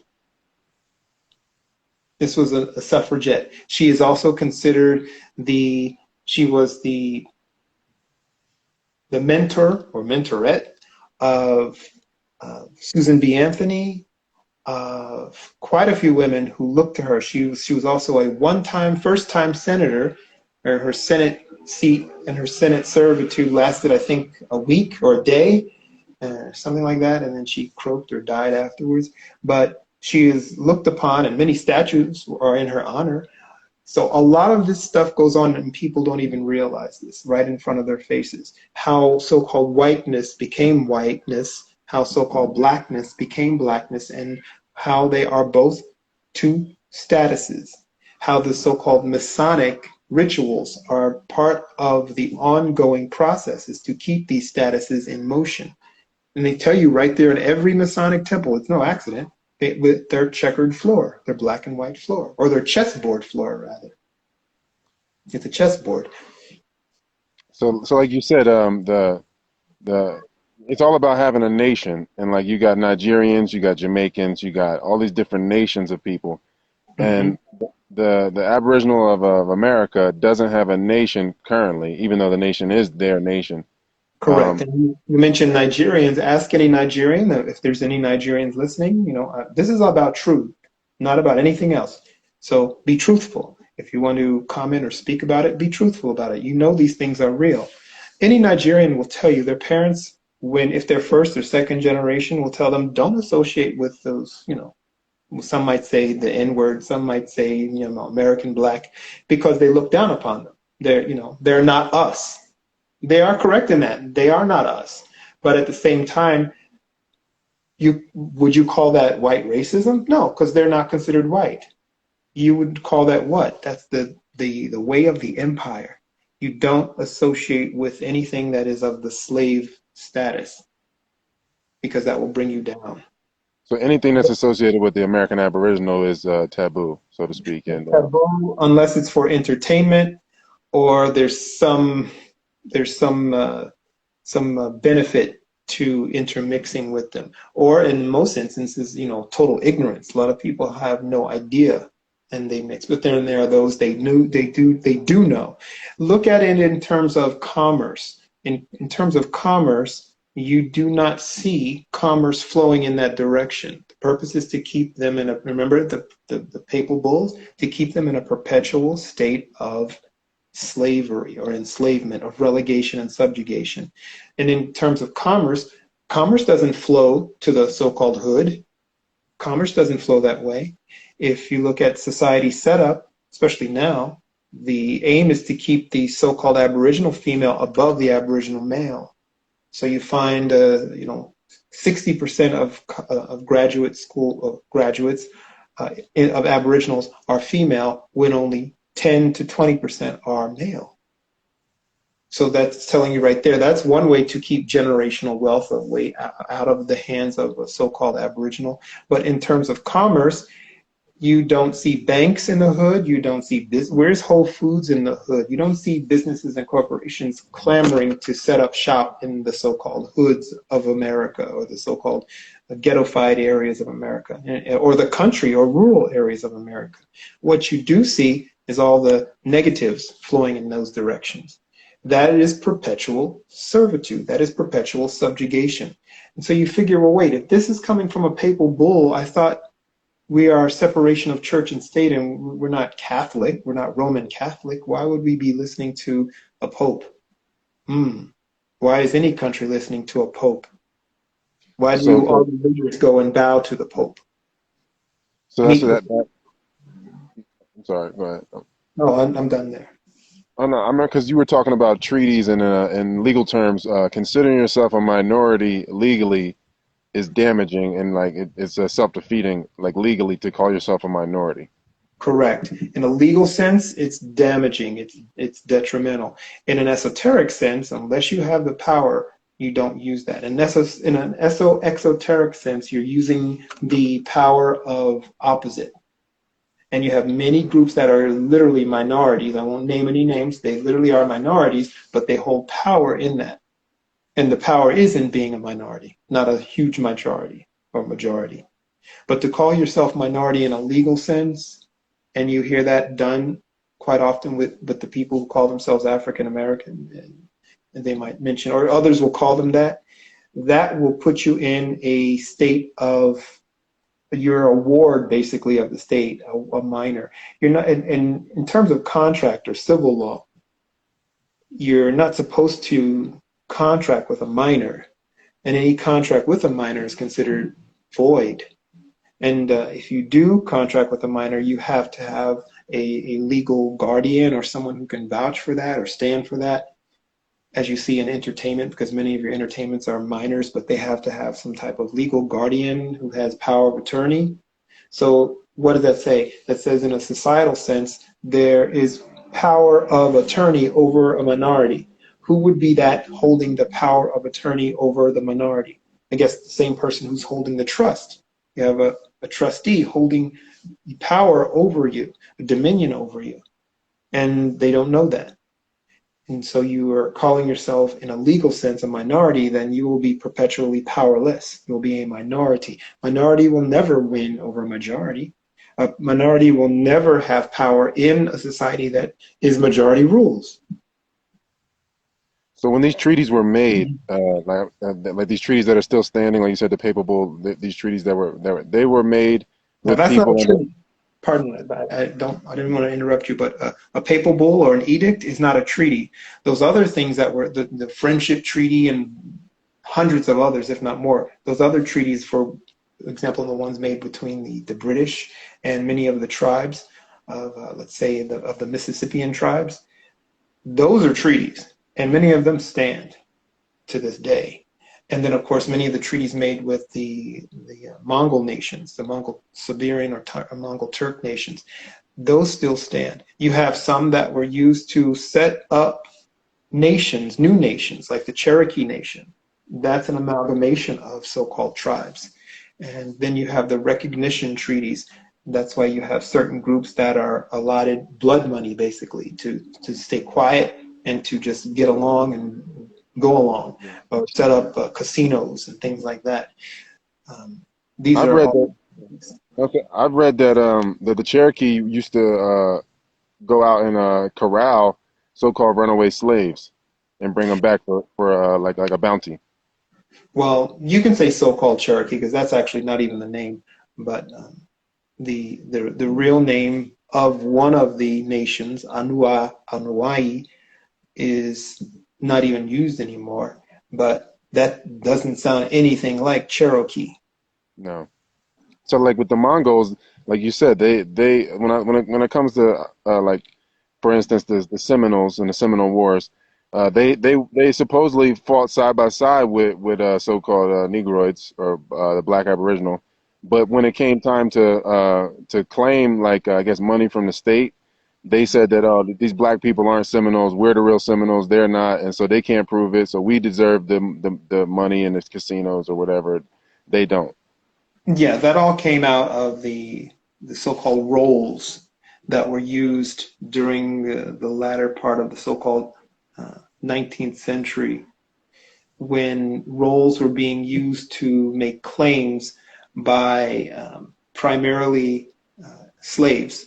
When I say slaves, you know from what I explained earlier who I'm referring to. I'm referring to people who later became white. And I'm not talking about so-called mulatto. I mean actual people, pale-skinned people who were either Caucasus Mountain, Euro descent.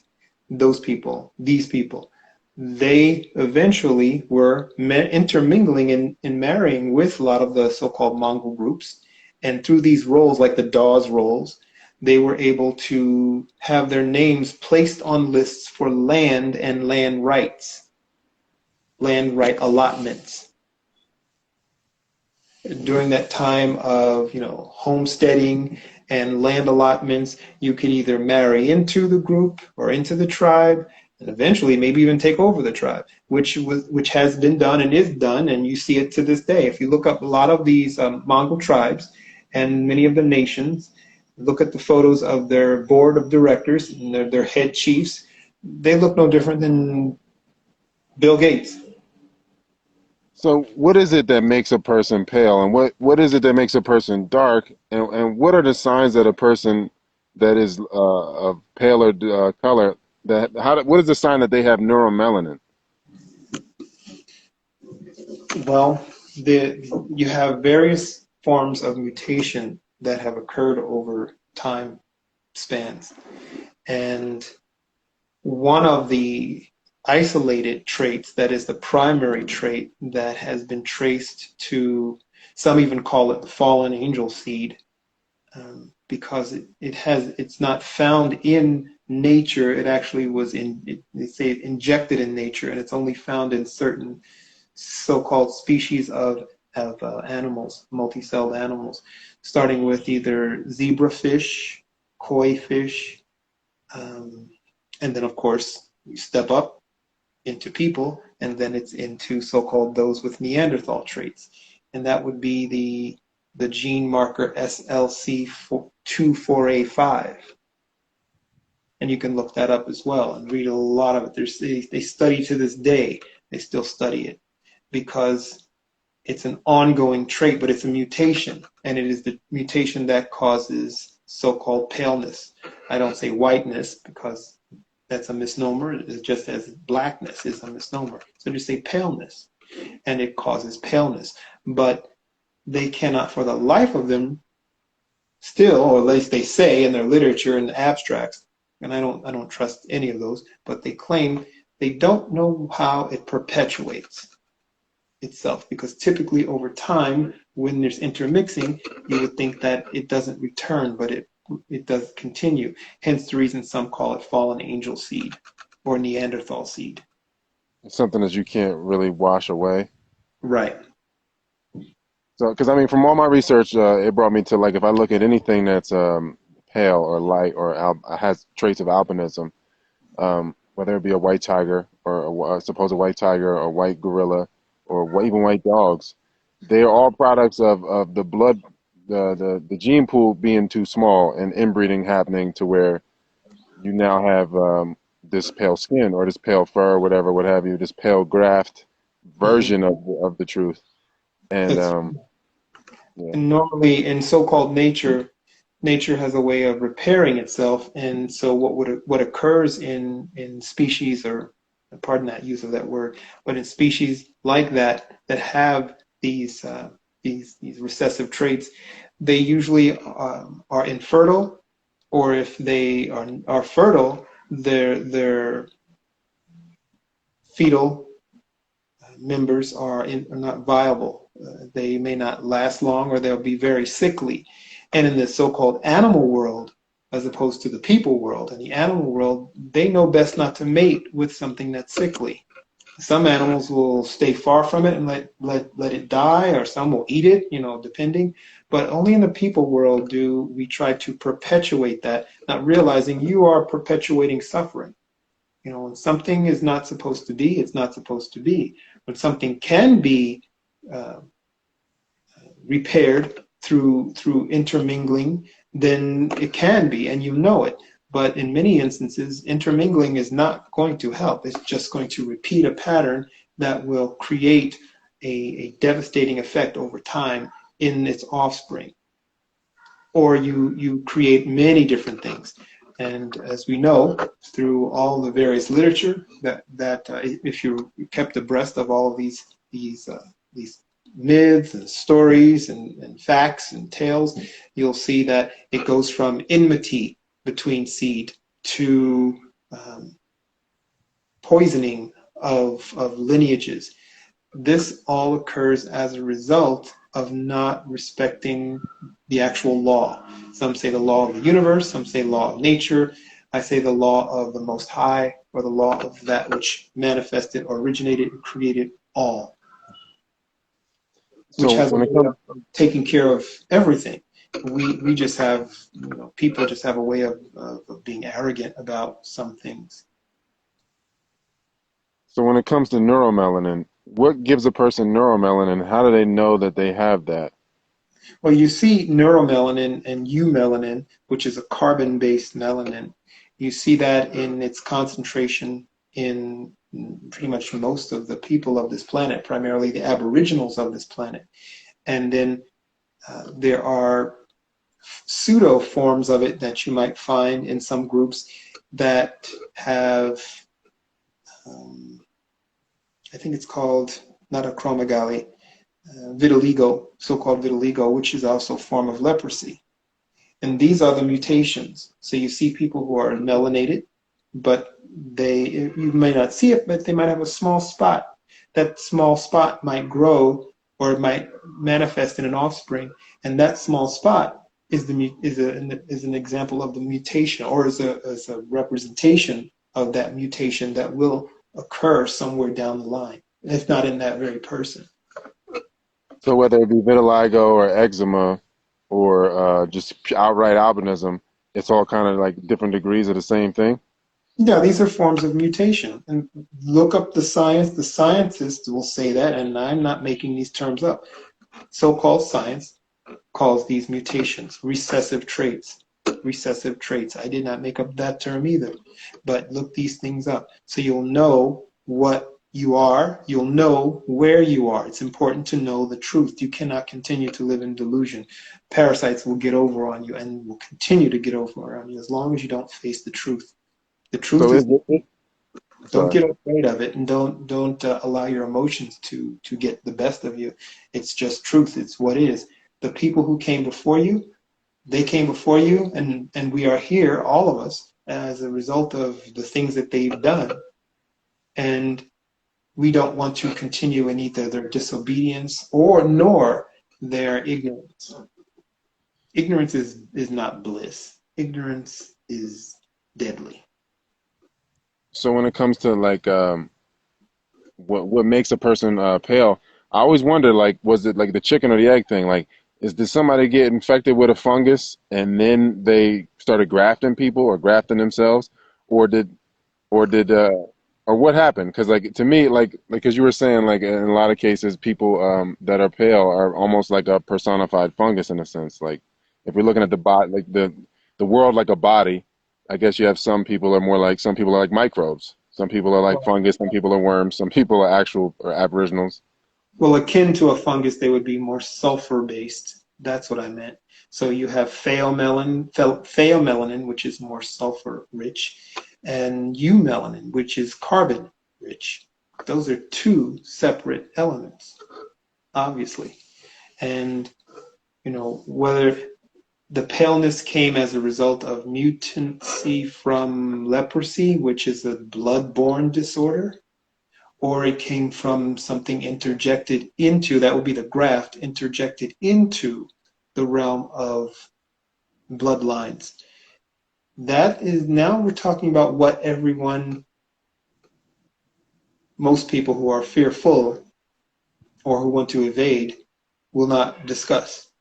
That we're always dealing in the ethereal and the physical, or what some might call the spiritual and the physical. You're always dealing in both. So that interjection could be, and not could be, but is no different than what you see today. I'm sure of it. Many have stopped and asked, why would some researcher, name a company, some biotech company, Monsanto, why would some researcher or researchers have a meeting and then go to their labs and decide, I want to join or splice the genes of a spider and a pomegranate? Why? Why would you, regardless of what goes through your mind, why? And I don't, you would hear some, oh, this will save the planet someday, or this might be the cure. That's nonsense. So I'm sure many of you have asked that question. Why? What goes through that person's so-called mind? Well, maybe that's not a person. And so, yeah, I mean, and like you were saying, in the case of leprosy, I bring it back to like the Bible, and it was talking about the tale of Naaman. And Mm-hmm. Naaman had vitiligo, and then he dipped his hand into the Jordan, and it came out. It says that the quote is that he pulled his hand out, and his skin was clean. He was a clean leper, and his skin was white as snow. Mm-hmm. So basically, that's what leprosy was. When they talk about lepers in the Bible, that's what they mean. Somebody Yeah, that has full on vitiligo, or the vitiligo is completely taken over, or the fungus, I guess you could say, has taken over. exactly. They were devoid of melanin. They became like and I'm not putting anyone down, they became like a Michael Jackson. So when someone is dark, is what makes them dark? Darkness is essentially light, actual light, right?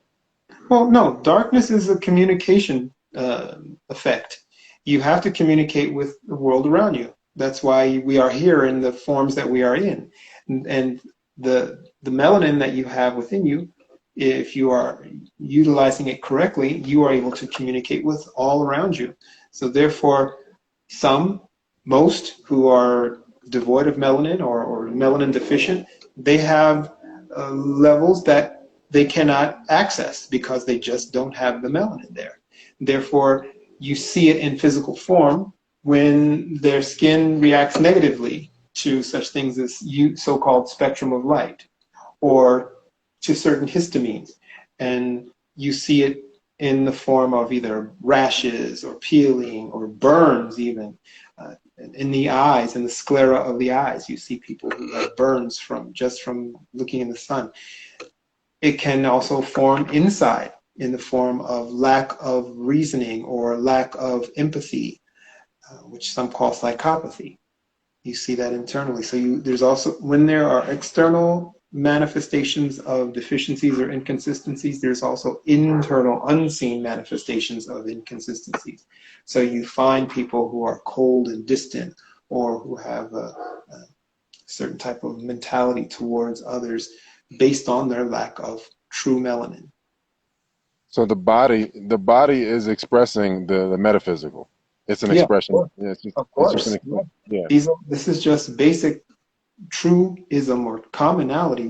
We can no longer continue to go on like this, is, compartmentalized. That is one of the ways parasites win, because they have you all separated into various compartments, not realizing you don't come here in compartments. Everything is connected in that sense. You should know that the so-called spirituality, the so-called physical, are all intertwined, and don't relegate one for the other. Respect them all. You're taught to, people go to church. I'm sure many of the listeners or viewers go to or have gone to some religious type of building or ceremony, and were brought up in such, and so they respect their progenitors and their choices. So they have been influenced in some way, even if they may not do the same practice any longer. When you were participating in that, or your progenitors were participating in that, they did so to some degree religiously or faithfully or seriously or casually. Regardless, they had a participation in it because they either believed in it or trusted in it. And they trusted in something unseen. They believed in something unseen. Therefore, they knew that the purpose of having this trust in the unseen was that they knew there was more than meets the eye. And then So all of a that sudden came Monday. And then all of that went out the window until the next day of so-called worship and fellowship. Do you see the compartmentalization? yeah, all the separation, but the melanin is constantly connected. It's like the melanet, the Ethernet is constantly Is constantly connected. like Wi-Fi, like, cell phone tower, is beyond that kind of thing. This, speaking of so-called technology today, you want to talk about so-called ancient technology, don't think of it in terms of metal and moving parts. Metal, moving parts, wires, that is so-called primitive. And I use that word loosely. That is rustic. True technology that was above what you see today did not require all that crap. It Metal, was true wireless fidelity. true wireless, exactly. So when it comes to the Bible, we were talking the other day. You were saying we were talking about Adam and Eve, and I was saying, like, in the Quran they speak of Adam and Eve in plurality, and I've seen it in the Bible as well. Like these are groups of people. There's not just one individual, and so we were talking about, like, I guess the fall from grace, and I guess I wanted to talk about psychedelics because I know a lot of people that are watching this partake in psychedelics, and you were saying something to the effect that basically Eve was taken from the fruit, or because I guess a being is a tree of life in some sort, or there everybody's like some sort of tree of consciousness, and the In tree of good. philosophy, in philosophy and in certain cultures, the tree, a person was represented by a tree, or spoken of as if a tree, the old sage, the old tree. So a tree, you could say, is a euphemism or representation in literature of a person of stature, a person of old, a person of renown, someone of great knowledge, a tree. So an old wise tree. Therefore, if we're talking about a tree, we're talking about a person, possibly a professor, someone who's getting around campus, walking around, but stay away from that professor. She's a he, whatever, is a perv. Or he, just their school of thought will lead you down the path of destruction. Just be careful of that professor, literally. So we're talking about a tree, or are we talking about a person? We're talking about an individual, an entity So who the can tree of good inform. and evil, the tree of good and evil, the tree of good and evil came in human-like form. It came in a form that Eve could talk to, could not, you walk up to a tree and you see things in a simplistic sense. This is a parable sense. That's fine. That's your growth process. But if you go along according to the stagnation of parasitic religions, they want you to stay in that form. That's one thing. That's one thing you know about a parasite in parasitic situations. They want you to stay there in that form. They can't feed if you grow. So unless they control the growth process. Therefore, if you stay in that process of thought, so-called thought, where you're seeing two naked people with, well, no cloth yet, no leaves yet, but two naked people in the forest, and there's a tree here and all these other trees. Well, think for a minute, use your logic. If there's all trees and they all have fruit, because anything that didn't have fruit is considered a parasite tree accordingly, but all these trees have fruit. How are you going to tell one tree from the other? Okay, Adam, that was his domain when before Eve was manifested, to go and name all the things and all the trees. Okay, so that meant that he had to be there for a while, and he knew even that tree because he was either told about it or he named it. Who knows? But in any case, all these trees are just trees if you go by the child model. And so therefore she's picking up all these trees except that one. All you got to do is stay away from that tree. You don't have to go near it. If you go near it, then that would mean either the tree has some way to send out a pheromone, a song, a bird to get you to come to it, or are you curious, or are you being haughty or disobedient? That is what comes out of the interpolation in the stagnation form. So therefore, it's her fault. See, she was disobedient. And if she only listened and stayed away from it, she would not have been beguiled. There's part truth in that. But the rest, you can toss it because it doesn't make sense. You need to mature out of that and realize we're not talking about a tree. We're talking about a being who could get around, and that's why I use the image of a campus. Literally, think about a campus. For those who have been on a campus or who have experienced a campus, a big one. You have a quad area, you've got all the buildings, and a campus is set up like a tree. You see it from above. You see how it's set up.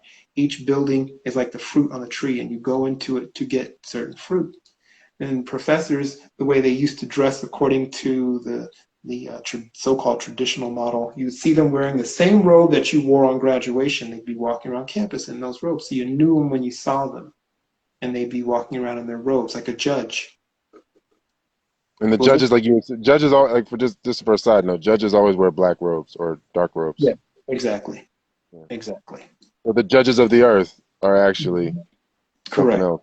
Yeah. Correct. So you'd be walking around and talking and designating, kind of like a Taliban or whatever, and people would come to you like they would to sages and seek things and seek information. So all it would take would be one little sit down and think about it. That's what the traditional way of learning was. You learned from and you learned by doing and listening.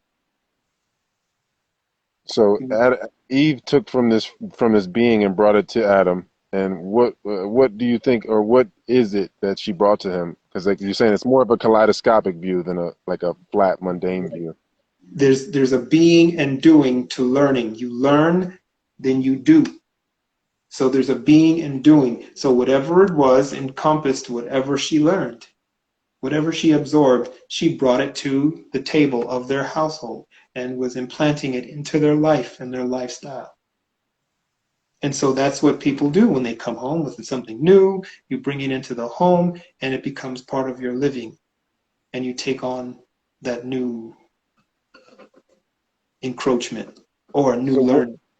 So what do mushrooms do to you, and how long do they stay in your system? Because they colonize, right? Their psilocybin, it's a colony, right? Like it's a living entity inside of you that you've taken on, like you just suggested, that you take it into your home and it's like kind of part of your being now. Yeah, mushroom is a microcosm of a so-called universe. So you have to be extremely careful, and I warn against taking them or using them, period, because the average person, the average so-called, I shouldn't say average, the everyday person has been so thwarted from growth that they barely even know what sex is, let alone a mushroom. And when you take in a mushroom, you are ingesting time or timing and everything that is in a collective. So it's a doorway. And remember, you already know you are a portal. And as a portal, you are semi-permeable. So why are you taking on these multiple portals? It was said that one of the writers who, and there were a few of them, who came up with H.P. Lovecraft, they were into mushrooms and mushroom experimentation. And that was how he accessed the person who came from, allegedly, I think, Iraq or somewhere, who taught him about these ancient ones, and how not only taught him about them, but introduced him physically, or in the sense of the mushroom sense, to these things. And there you got these writings. But not only him, many others. There's others who did the exact same thing. So what do these things do to your body, like as far as like psychedelics? Like, I guess we can go down the line, you know, whether it's LSD or Bufo or DMT, or like, people are just being opened up for something by something. Yeah, when you say open your mind, you literally are opening your mind, and then some. LSD has after effects, has residual effects. Also, think about it for a minute, and I want you to really start hearing and thinking. This you probably just heard it, all of you. You probably just picked up on it, and it echoes. Everything you ingest is going to have a residual effect. You are performing a creation ritual, a creation destruction ritual, over and over again. So everything has to have an effect. It's not a side effect. That's the law of parasites. So there's no side effect. It's an effect. It's direct effect. And then there are residual effects. That's not a side effect. A residual effect is what occurs moments or years or days or a lifetime after the ingesting of a portal drug. So people got to look at it more of in a long-term sense, instead of like, oh, it's 3 hours has passed, it's over now, or 10 minutes has passed in the It's DMT not or over. the Bufo. It's Yeah. never over. It's not over. So watch what you put in yourself. If that wasn't the case, why do you think these biotech companies and experimental companies, they know that what you put into you has lasting effects? Why do you think they put patents on a lot of the things that they have? Because they know that down the road, that's what they're talking about. The effects of these things. They're going to manifest in some form, in some way, in some, who knows what, organism. So they want to have control over those things before they get here. Therefore, everything you put into you has an effect. From the advertising that they put into you, that you hear, that you see, it has a lasting effect. If it didn't, why do you see it when you go to the store? Why are your buying habits the way they are?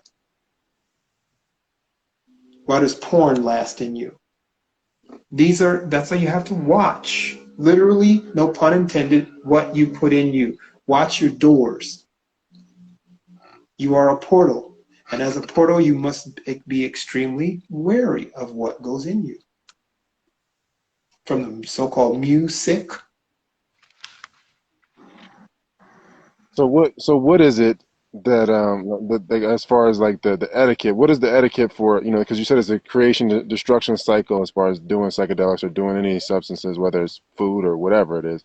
When it comes to the creation destruction cycle, how should one perform the mechanical act of sex, and how should one lay themselves down to pass on? The same with the mushroom. What's your purpose? The same with sex. What's your purpose? You just doing it to do it because it feels good? That's your choice. As I said many times, you have the option to do whatever. I'm not quoting anyone. I'm not promoting anyone. You know the people that we're talking about. I'm not promoting their so-called schools of thought. And they didn't make those things up. They just looked at things, and they had to take psychs and psychedelics and electro this and electro that in order to just achieve what I've arrived knowing. That you do things and there is residue. You do things because you can. People murder. They shouldn't and they mustn't, but they do. So that means you can do whatever the heck you want, but there's always a residual. So when it comes to sex for creation, the way that it should be, how should it be conducted? What should two people do prior, like as far as like setting the area up and the whole mechanics of it? Is there anything that you can provide insight on? There has to be purpose. There has to be purpose, clear-cut purpose. And within the space of timing. And I'm sure there are some people who got some of it down. They know that within the space of timing, that if they do this at this particular time, they will come forth with the following. But it goes beyond that. It's precision more than even just simple farming. But I mean, like I figured that if you're having sex with someone, you want it to be less rapey as possible and more To be more. rapey at all, Yeah, yeah. yeah, I know, but I mean, like you said, the porn that people have been subjected to, that's like a perversion. That's not really sex. That's more so rape. And No, that's people have, animalism. That's just being an animal. That's taking you. That's vile. It is. You can call it rapey if you want, but you're allowing yourself to come out of your true being, your true self, and you are now something other.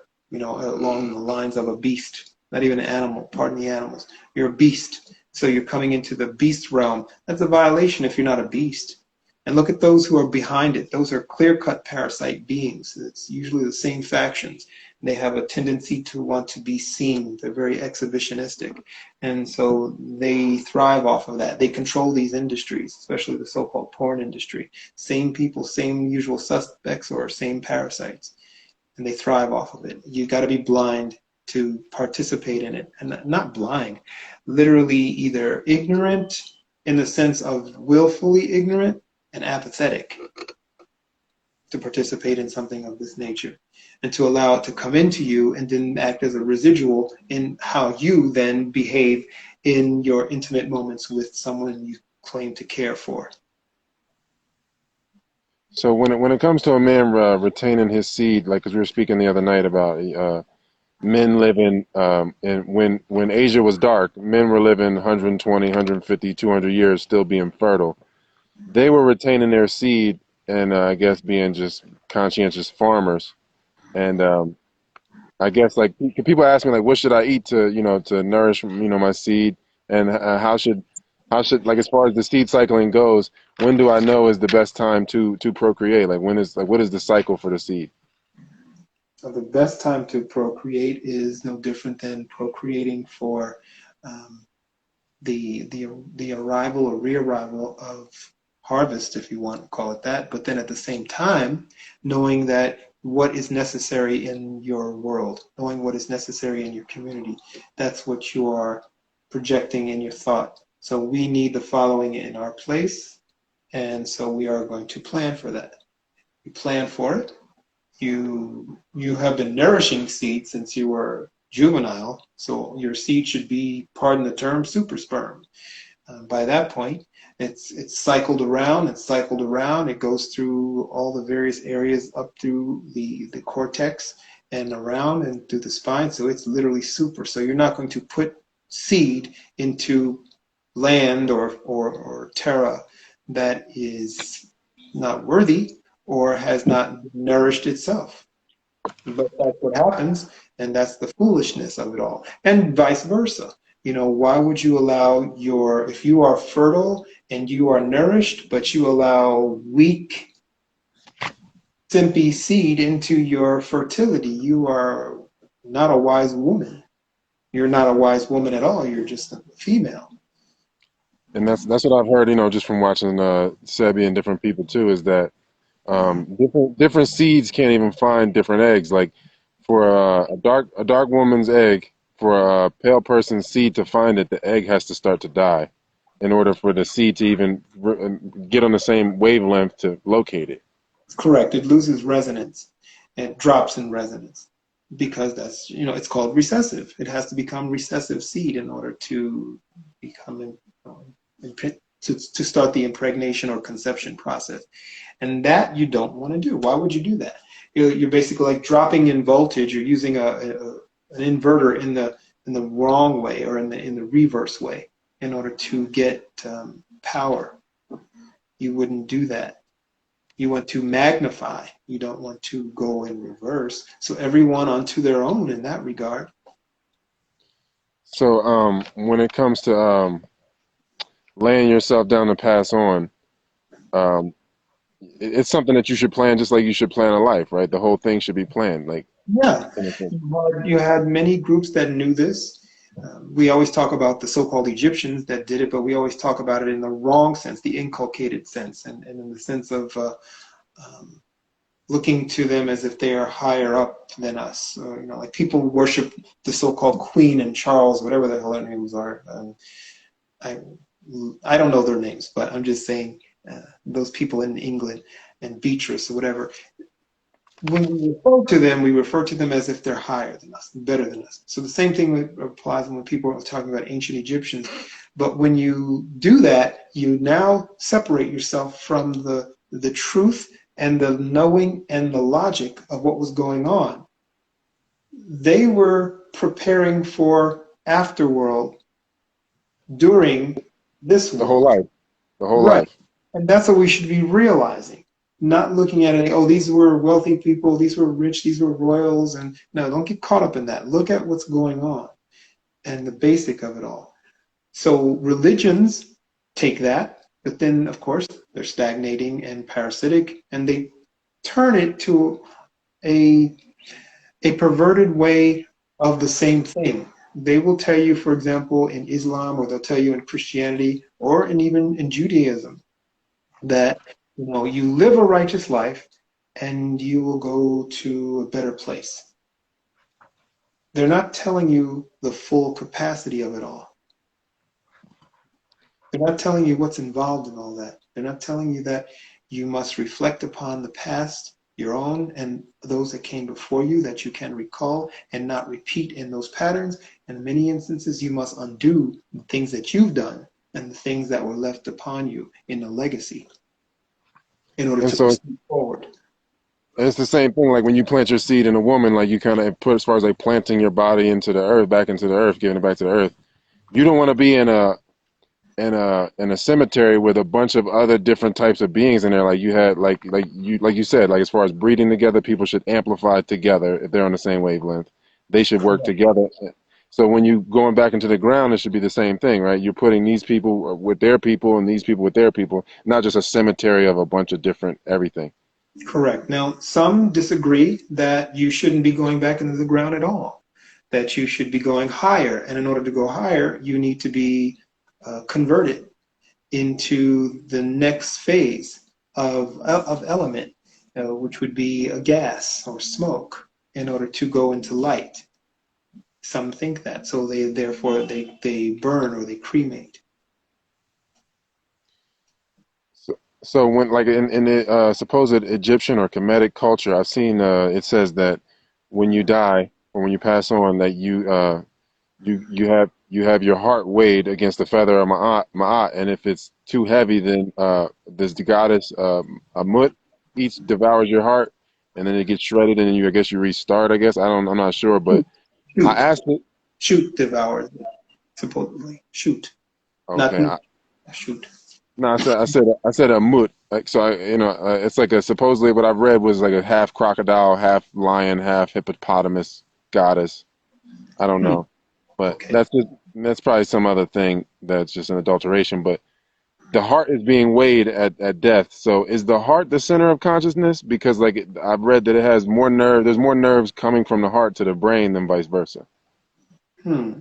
Well, if you're looking at it in terms of, remember, I didn't want you to get, I have to be, I must put out a disclaimer and be very wary and careful of how I phrase things. I don't want you going into the whole realm of Egyptian and Egyptology, so-called Egyptology, without realizing I'm referring to the practice of preparation solely, not getting caught up in their worship and their multi-gods or, idols and things. They using them as an example, just as a learning tool only, nothing more. Just for sake of conversation. Yeah, sort of. The the heart is seen as a center of balance between volition, meaning what you intend to do, and what you have already done. And based on the two, if your heart carries with it the weight of guilt, then it will be heavier than the feather. And so yeah, I think you were thinking of Sobek. Sobek is not the one that would determine it. Supposedly Ma'at supposedly is the one that would determine the Heaven. worthiness of, yeah, exactly, of one's passage through the test. And if you did not pass that test, then obviously then you would be devoured. Yeah. Yeah, that I'm just asking. That's the Because you were thing saying about that. your heart in life. If you look to the heart in life as the center for, obviously the brain is considered, brain and its associated connections is considered your intent. Your intent has to come through a filter, and the heart is considered that filter, the processor of it. It's not the controller, but it can be the influencer. And through that filter, as it takes on without, what takes on with judgment delayed or deferred, all of the things that you do, which will end up all of the things that you have done. And as these things pass through, if there's no residue, then, meaning no guilt, no associated atrocity, or no associated pockmarks, then the heart is pure, it's clean. It's like a clean water filter that filtered pure water all the time, or with minimal sediment. The heart would be the filter. And then that filter will be looked at and weighed based on how much sediment it has caught. And the sediment would be the intent and the guilt associated with that intent. So your deeds and the intent behind those deeds has a residue. And if there is guilt regarding those deeds, it will show in what you've done. Even if you don't display guilt, even if you claim you don't feel guilt, even if you sleep like a baby at night, it still shows. That's what it's claiming. You So it's cannot stored there. word. So it's like stored there. Yeah, it's stored there. So the So, heart, that's what it said, judgment deferred. When is it deferred? It's deferred upon the time of judgment. and I remember you saying that the pineal is like the heart eye. It is not necessarily an eye, but it is, again, another type of filter. Because I mean, from what I just, my common observation of the body, it looks to me that the central nervous system is the template, or the core of the body in a sense, and it is basically the sperm cell that impregnated your mom. And like I from what I read is that the egg produces the tissue. So it looks like the tissue over top is coming from the egg, but the template itself of the structure is the seed, and the brain is basically the seed, and then your reproductive organs would be the fruit. So it's kind of like You start out as a mass, and that mass unfolds. And so if you're looking at the mass, the code and the pattern, or code or pattern, come from the light bearer, that would be the Father, and that pattern is embedded into, these are both seeds, and then it is embedded, and what you see is the transformation of the mass based on the pattern, and the pattern determines the various functions of the so-called parts. So the mass is all the same. In other words, your teeth are no different than your skin. It comes from the same, if you look at the gum and the teeth are the same. They're just, the pattern tells it to alter a particular material or unit so that it becomes this, becomes enamel, it becomes either bone, but the bone goes into the soft tissue, and it's not something alien, it's the same mass. It all develops from the same mass. It unfolds from a mass. It unfurls. There's no separation, so it's like your eyes are skin. Your Everything is eyes, kind of like, yeah, that's why there's this connection. And then hence the reason why you should know these connections. Hence the reason why it should not be a big so-called mystery. Why your schools and your education and your religions and everything else has been teaching you and or indoctrinating you to not see the natural connection between everything that is you. You cannot separate these things. All true, all you. When you do that, it's not a shock, and you're able to repair. You're able to know and comprehend without any confusion, because you know it all comes from one mass. You look at an egg, and if you were to crack open an egg and you see it's just one mass, but that same one mass, after a while, if you're allowed to, incubate, it will turn into what, a chickling or whatever, a duckling, with all so-called separate parts all working together in a hierarchy. And that hierarchy is a representation of the hierarchy that exists outside of us. We have a hierarchy within, we have a hierarchy that exists outside of us.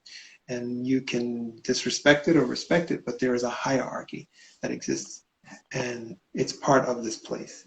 It's part of us. It's in us. It's reflected in us. Some of us have it in us deeper, and so we can see the law of it all without having to try hard or use enhancements to see it and know it.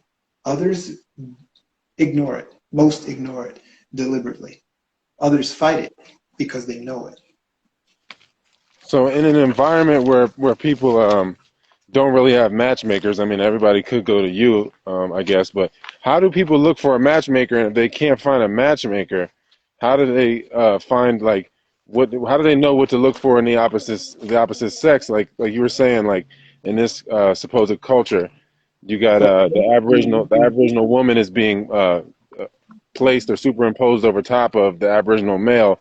So how can she pick, or how does she know if it's a bunch of destitute or afflicted people? Because like how could you even like create a family or a nation if the people are afflicted in this way? Like how do like where do you know like somebody has the potential to work with them so that you can get through those things if they are suffering in those ways, or do you just automatically, it just has to be somebody that's already established like in some level? But I don't know how that could be. If they're established in the empires, it's probably going to be something insidious going on. Start with yourself before you start looking outside for for a mate. And you ask yourself, are you prepared and ready? You'll know when you are. It's not based on arrogance. You know when you are.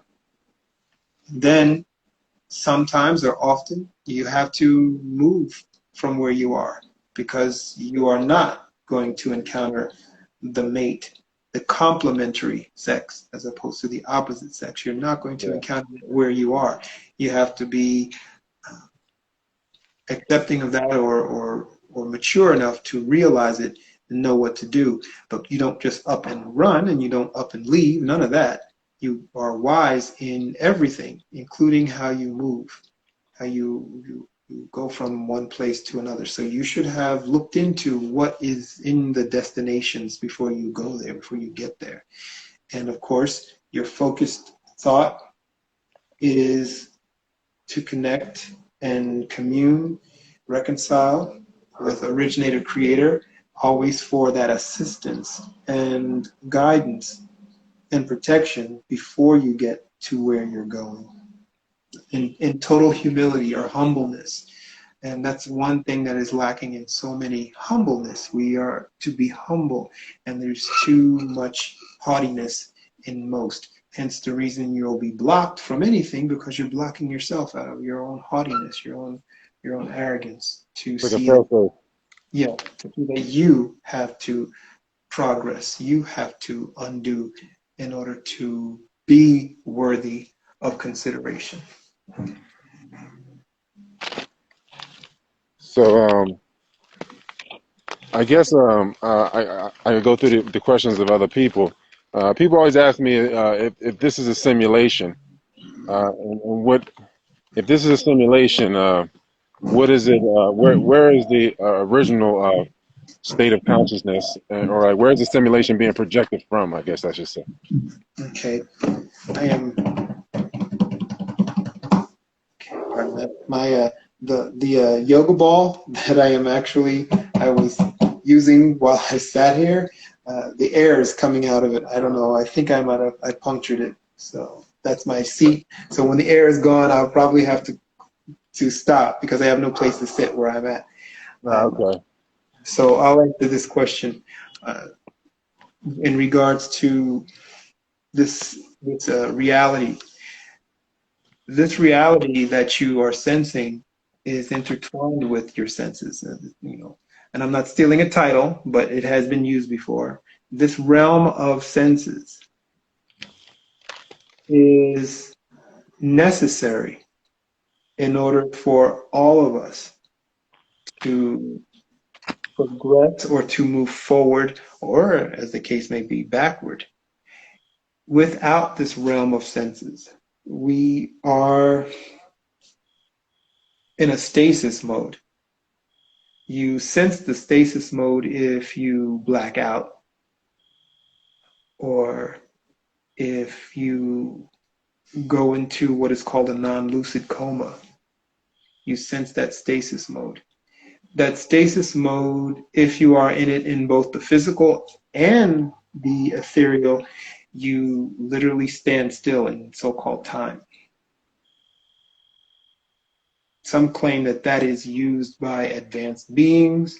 Some claim that that was used when on Enoch, so-called Enoch or Shinnok, in order to, and on Elijah, supposedly in order to have them stay within time, but not within time, but at the same time still be sentient realm-based beings, because in our current status, we only have access to non-stasis and stasis within the dream mode.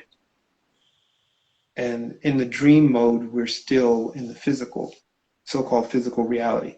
Therefore, this is not a simulation. This is a reality of worlds. Worlds are made, as I said before, to be destroyed and to be built. They're not, what is the word? They're not static. It's not like if you go to like if you turn on a video game, this one person is there. This one place in the video game is just there. I guess that's like static. It's like something that's just Exactly. superimposed. Yeah. The only thing that would be static, and this is something that everyone should take note of, you start to notice these things as you traverse this place, this reality. You'll run across things that appear to be the same. If you start doing this in your dreams, that helps you too, that empowers you, but you'll start to notice things that constantly appear. When you have encounters with other so-called people, many of those encounters are the same. This also might reflect on the person who asked about deja vu. These are teaching modalities or teaching methods. Because you've encountered a particular situation or scenario, that's some training for you. You should know how to handle it the next time you encounter a similar scenario. But moreover, you should also see that these things are reoccurring. And using your example of a video game, you have recurring what? The backdrops change, sort of, but there are recurring figments. The only thing that changes is you and the so-called backdrop. But do you really change? And does the backdrop really change? Things are added to it as you go from level to level, or so-called reality to reality, or if you want to call it simulation to simulation. Yeah, because I mean, in video games, it's pretty much a stationary figure, and then the background is just like moved around. It's not like It's not ever. really going anywhere. It's not really, there really is no motion. It's all an optical illusion, an effect. But there are things that are staples in each realm. Usually those things that are staples in each realm. Remember, video games are nothing more than the mindset and the manifestation of what we are talking about. This is where people get things from. We use things as fodder for our efforts and for our creations. Like the computer is a creation that's it manifests itself based on the inner workings of the so-called human brain. It's not something that just manifested out of imagination. But when you think of a so-called video game and the characters that are in it, these you could consider spirit forms that don't go to higher levels. But there's something that's the same about all of them. This is the spirit-bound people you're speaking of. Yeah, and that would be parasites. Parasites can transit to next levels, but they can't go to the distance, whatever that distance is, that the soul can go. Spirit forms are like video game characters. You see different, whatever, soldiers or monsters on different levels, but they're still the same monster. They might have different abilities, supposedly, but they're still the same thing. If you notice their movements and their ways, you can defeat them every time because it's no different than before.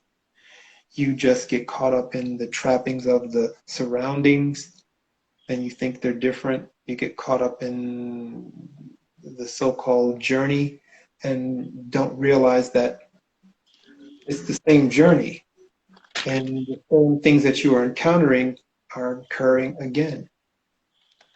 When you look at That, your day and the mess that you go through in a day, whether it be people in the street or coworkers, or family members even, you're encountering the same stuff. Certain things change, but it's not. And the effects are the same. so like at a time when everything was in order and there was harmony on Earth, I mean I'd imagine that things were even more vibrant than a video game. Like if you look at things like they got in eastern Arizona, they got the petrified forest. So those Mhm. were so those were crystal trees, right? Like the whole area had to be have all these crystal trees, and I would assume that having trees like that or trees of that magnitude would create an environment that just housed a certain kind of consciousness. And I guess that's what the autonomous zone was or had that area you were saying. I guess from like Utah to Sedona is an area that had a bunch of beings, whether they were in tree form or bug form or whatever, all these different forms of beings, human form. They were just reminders of self that were in harmony, reminders of order too, I guess. And I guess so when the parasite comes into into control, it just has to wipe everything out, and because everything that is a reminder, it will I guess will stimulate some type of flourishing of the truth, and they don't want any of that. And I would assume that as far as there being levels, if you or periods of time or however you look at it, if a parasite hijacks you, then is it able to go into that part of your memory bank? Because it seems like the parasite is just constantly trying to delete the memories. So is it able to go into that phase in a passive sense and look back at that time to try to I block it wouldn't, out? I wouldn't say delete any kind of memory because think about it in terms of our technology. Uh, can you really delete too much of anything? Not really. You can confuse, discombobulate.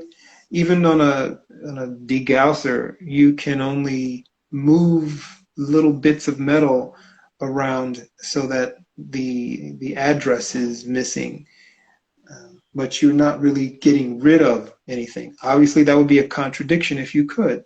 According to so-called science of entropy, you cannot get rid of so-called energy. And is not your memory an example of energy?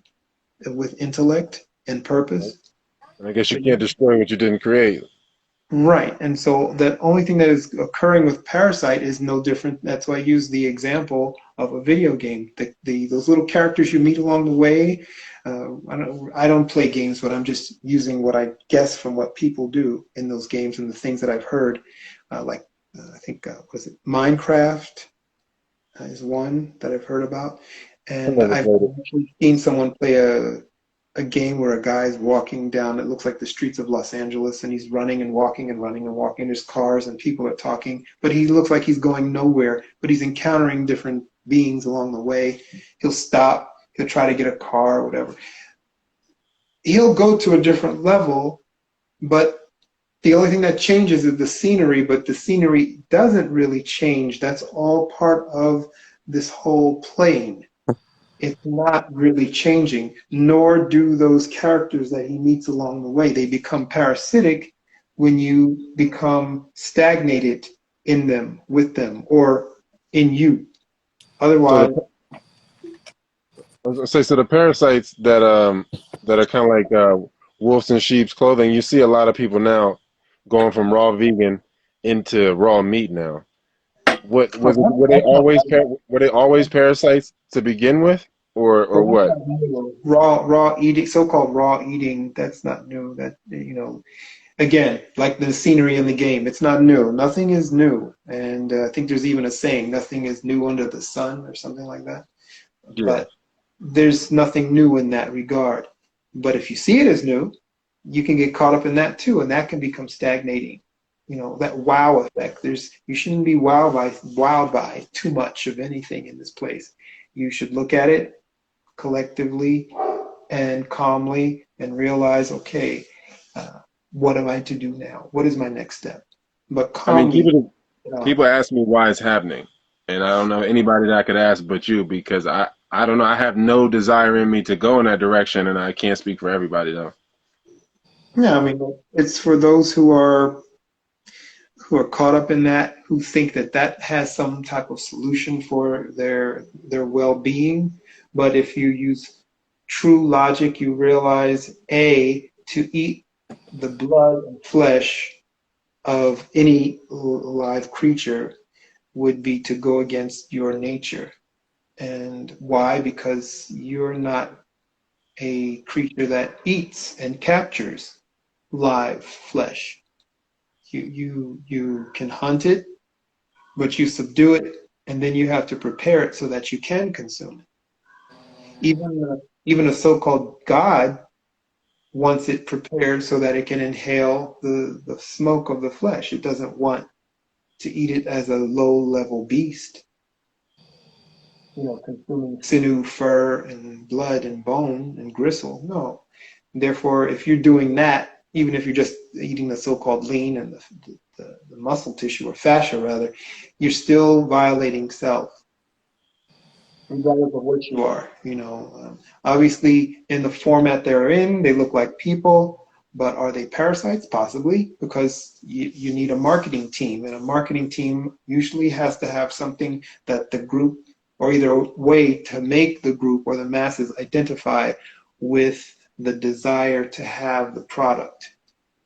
So you'll So have people who will look like you or who claim to be vegan who are now doing some strange thing. And that is marketing. And that So would be, these people that are parasites usually don't know that they're parasites, that they're in a loop, right? it The host depends. the Usually host people doesn't know. know. They'll come to, during their lifetime, they'll come to a conclusion after a while. Others will bring it to their attention who are parasites, and they'll know. Usually they know. Yeah, I've heard people say that. I mean, I think that's generally when I talk to people that live out here where I live, that are carnists, if you want to call them that. They all look at it like, yeah, humans are a scourge on the earth. They're all parasites, and I'm like, yeah, I guess you're right if you're speaking for yourself. I guess Hmm. you're not. Guess you're not wrong. Exactly. They eventually, if they are in the dark, or pardon me, if they're in the light, because they will be blinded by limelight, if they're in that light, they eventually come to the conclusion, or someone brings them to task and says, okay, listen, this is what you are, and I can prove it, and here's your family line. They usually realize that. They're brought around because they have to deal in certain circles.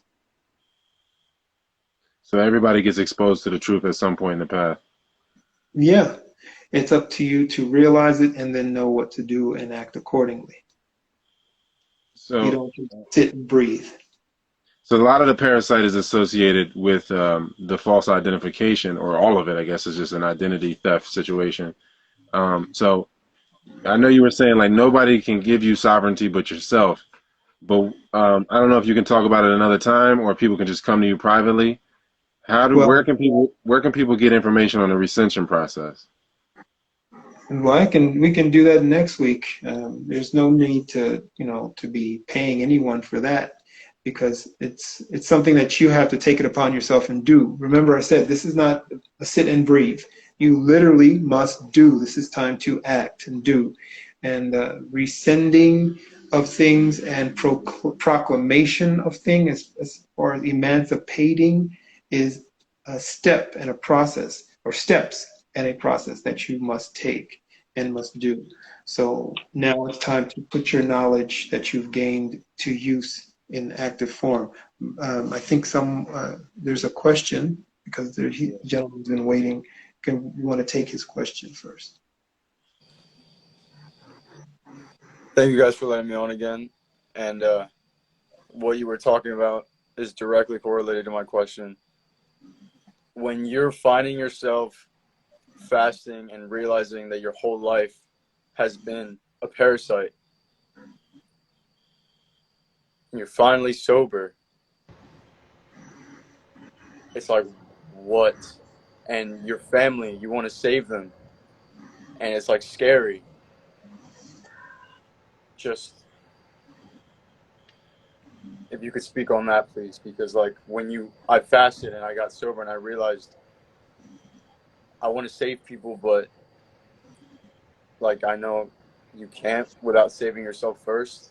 And now, like you said, it's time to act. So it's kind of a thank you. If you could speak on that. Okay. One of the things you must keep in mind when it comes to so-called family and your connections, bloodline connections, birth connections, pardon that term, is that can be stagnating as well. It is also, you can call it the trick and the treat. Many people are caught in the trick of connection, familial connection, and therefore they stay bound by it. That's how you continue to have all the ills of the world. They feel bound and obligated to that, not realizing you must separate yourself from parasitic activity, regardless Yes. of how it is in your life, whether it comes in the form of your family, your school, your country, your race, whatever. You must separate yourself from that and not continue in it and work against it. That is how. So when it comes to maybe in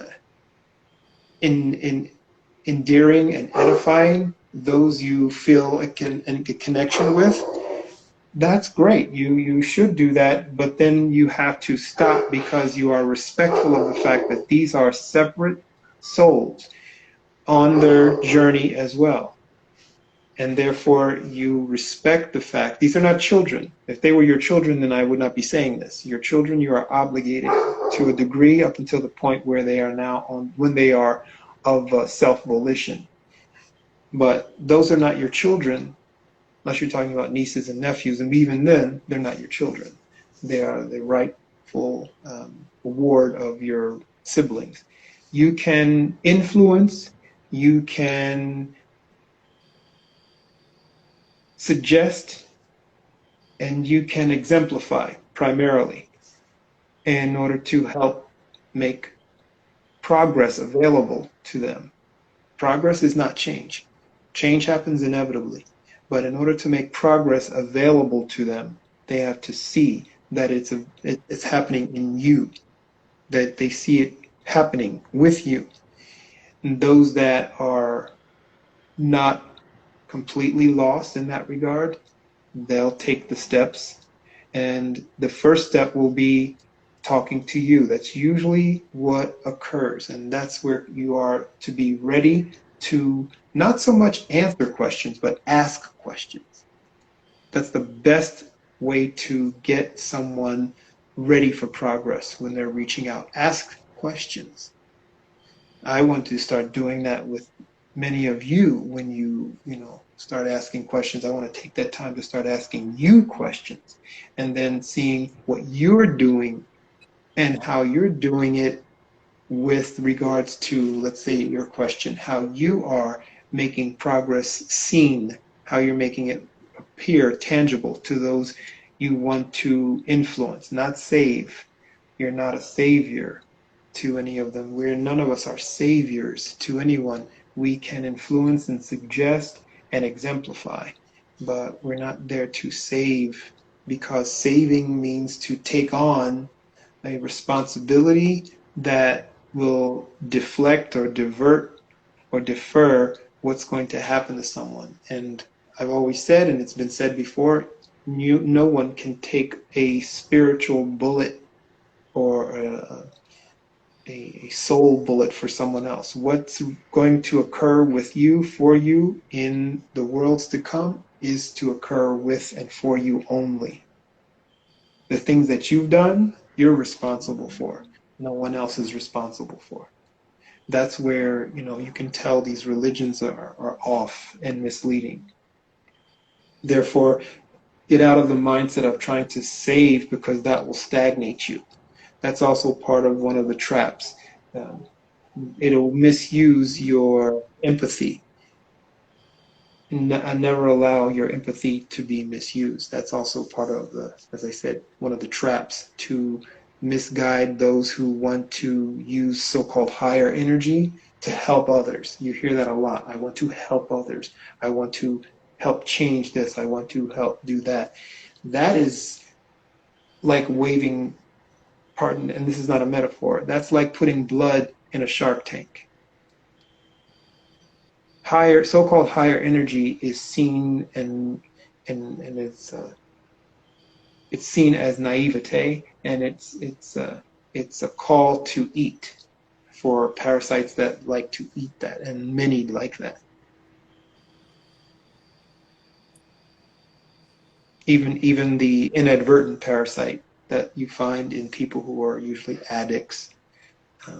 Those are the parasites that either haven't learned yet what they are, or they're not parasites, they're just being pimped by parasites. And so they will flock to that so-called higher energy, and that higher energy will want to help get them off their addictions and all the other things that people do to try to help. And in the meantime, both are being eaten alive. You would leave that up to those who are readily able to block that type of occurrence.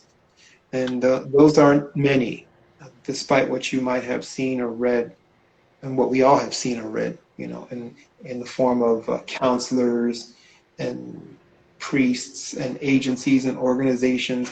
Those are all parasitic for the most part, even though many do have success rates in getting people off, but you notice they go to another addiction, whether it be a subtle addiction or a certain type of mindset, or just another addiction. So somebody asked, I know this other gentleman got something to ask, but somebody asked in the questions, they said last time we talked there was a 7-day cycle of food that you mentioned briefly. Can you elaborate on it? Okay. Yeah, 7 days is not when you should be eating. You should not be eating 7 days a week.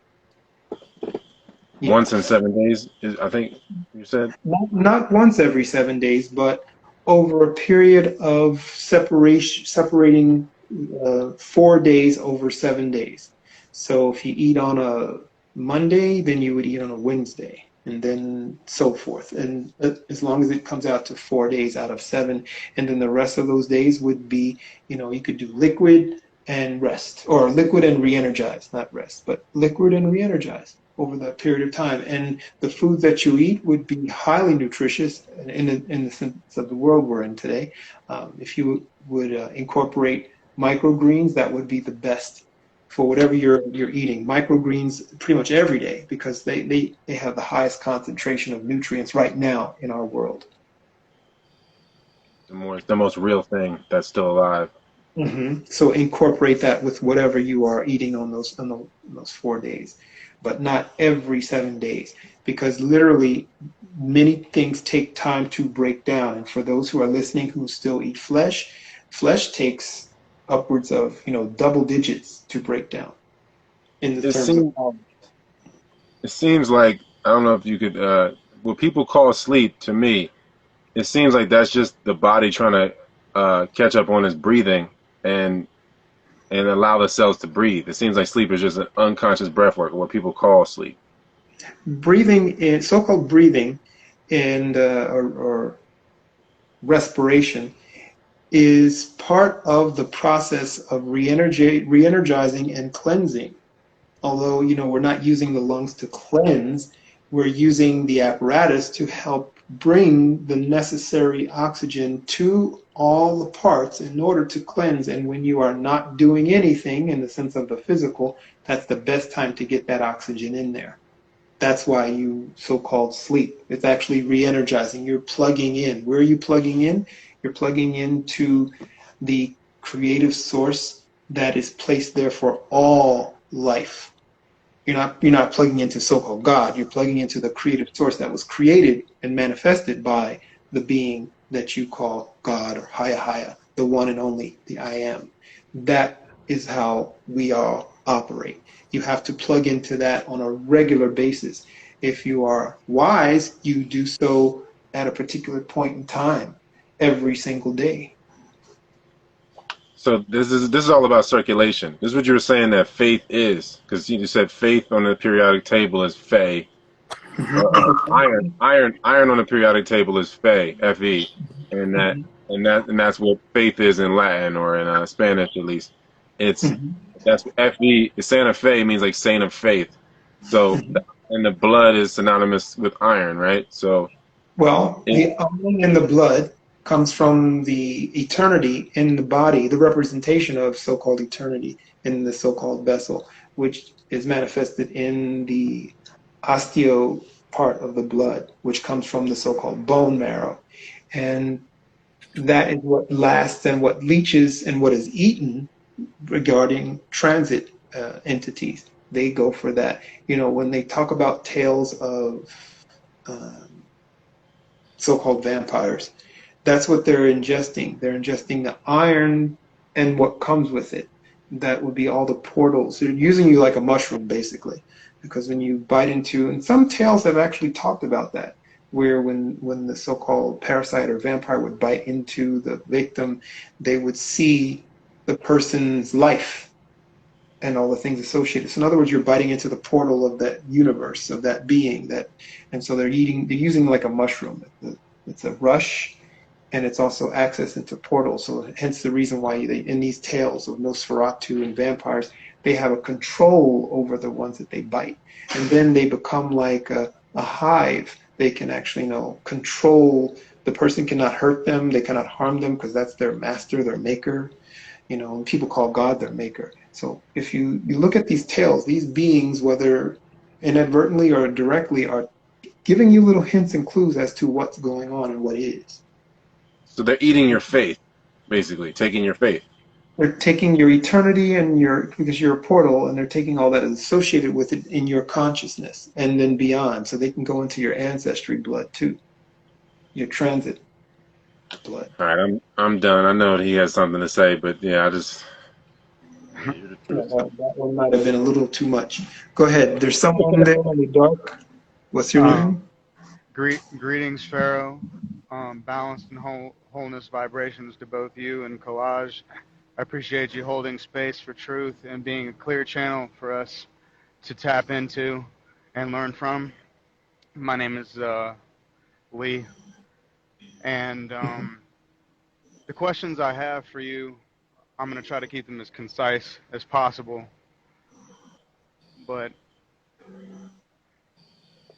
how would you teach one to become consciously aware of their dreams and how to cultivate health as a male in this world that we live in, with things as they are in the state of being that we're currently residing in.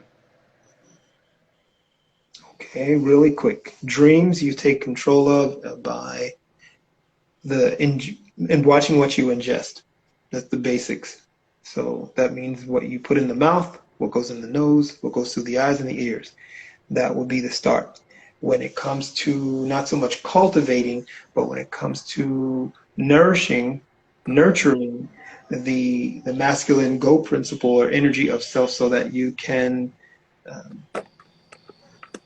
thrive, I guess, supposedly, or call it that, in this place as a masculine energy, not to, again, with what you ingest. You're not to ingest just anything and everything randomly. Know the things that are to work best within you and not add clutter to you, especially those that have a signature that is of a masculine nature. There are foods for males and there are foods for females. Foods that are for males sometimes or often have a signature that is masculine in look or appearance, gourds, cucumbers, things like that, bananas. So people would say, "Oh, okay, anything that's phallic shaped." No, not always. No. Okay. So do you have So, like a template that you could, I mean, I know that everyone's bio individual as far as their body goes, but what would you, if you were to give a template for someone to follow to become the most vibrant as possible, what would you advise? there's really no template other than, as I mentioned before, reconciliation and seeking counsel with originator creator. That is the utmost. And you do that by not doing the things that you have been accustomed to doing and questioning all of these things before indulging and the people that you are around. That's the start. There's really no template. And then you'll start to become clear and you seek wisdom in the things that you study, and you don't settle for what you see, regardless of what it is. You continue to question and ask and question and ask. You do less and you remain humble. So that means on all levels. That includes what you put in the mouth, what you eat. You do less, you eat less, but you magnify and optimize what goes in so that you don't become, let's say, addicted to the thought process that less means weak or less is less. That happens a lot. People start to consume less and they think because of the programming that they are less or that they must do things to compensate for that. If you're doing it correctly and accurately and humbly, you'll see the difference in your life. You'll see the optimization of, if you will, of your life. It won't be abstract. It will manifest itself in your physical format. You'll see yourself get maybe smaller, but you won't be wasting, and you must make sure that that is not occurring. And if so, how does one counter that if If that you are is if you are sensing and experiencing wasting, then that means you have obviously done all things incorrectly. Start with, as I mentioned before, the ethereal. And that means before you start getting into the physical, you're focusing in on the thought and you want to call it that prayer, focused thought first. And this will help you to see, okay, my life is not what it should be because I'm around the wrong people. I'm doing the things that I should not be doing. I'm continuing the same patterns, and I'm just increasing those vices. And I'm also participating in the same things. They're just different names, or it seems like it's different, but it's all the same, and it's for vain purposes. That will tell you right there, when you take those steps into the physical, like food, you're going to be going in the wrong directions, and it will manifest itself in things like muscle wasting, in joint pain, in deficiencies, and also in what is that? When you start to eat off of the eyes and the kidneys, things of that nature, taking from your soft tissue. If that starts to occur, you didn't start off correctly. That's what most That's why. people don't do. They go off in the wrong direction. They do not start in the correct, precise manner. Start that- there first, then proceed. That's why you were saying that, like what we were saying earlier, that it's like it's a holistic approach. Like if you don't want to try to do the wrong things the right way. Like if you're living a life where you're still trying to have a job and a boss and have certain things while you fast and stuff like that, it's gonna be counterproductive because you're doing it for all the wrong reasons. Like you're trying to advance in the wrong direction, so it's gonna leach, I guess, from you. But if your life is in alignment, if you're in alignment with yourself, and then like your activities are in alignment with yourself, and you're not doing things out of vanity. Like if you're not working out just for vanity, if you're working out just to circulate in your body and to just keep things keep the keep everything circulated, is different than if you're working out of vanity. Because vanity really, it would be just mainly, it's a lot of it is fear, right? It's pride, right? That's a lot of this is pretty much just fear, like for the It's wrong all reason, instead it's of fearing God. it's all those things that you want to place in the blanks: fear, vanity, arrogance. It's all of that. You start off and there's only the correct way. I didn't say right way, one way. I said there's the correct way. And what's the opposite of that? The wrong way. And the correct way is you start off with your focus only on creator originator and seeking wisdom. The wisdom will show you that why would you want to start doing certain things like changing your eating patterns if your life patterns are the same. You are all connected. You are all one mass, and you're not going to separate that mass from the activities or the thought patterns. You will get repeat behavior in a different form down the road. It's a package deal. Mm-hmm. Right. So then my next question that I guess stems from the response that I got is, like you said, the next live you guys do will be in the recension process, or the claiming of your own power through proper knowledge and education of self. Well, But sovereignty, I think, is a misused word because you're not going to claim sovereignty in an empire. To claim sovereignty in an empire, there's certain factors. It's actually a term, a legit legal term, and if you are to claim sovereign or sovereignty, that means you are a part of the empire, but you are sanctioned or designated as a particular untouchable or off limits or do not engage type personality or persona, a denizen that has particular rights. If that's what you want to be, then you have to qualify for that. And sovereigns have certain levels of, let's say, commerce or commercial status that I don't know if you can even achieve. So why would you want sovereignty? You don't want sovereignty. You want I, autonomy. yeah, autonomy would be the correct term. I guess what I meant to iterate was that to be self-sufficient in every sense of the word, as you are in control of your life and you're not outsourcing your personal power or what have you in any other direction other than what way you would like to direct your life, if that makes sense. Does it make sense to you? When you speak, your words should automatically make sense. You want to refrain from asking the listener, does that make sense? You want to make sure that it makes sense before you speak it. It's no different than you give me some food and what you care about. Does it taste good or is it nutritious for me? You should know that it's nutritious before you feed it to me. And I, as a listener, must take steps to be responsible as a listener before I receive it, before I take it on. I should either ask you, well, what is this?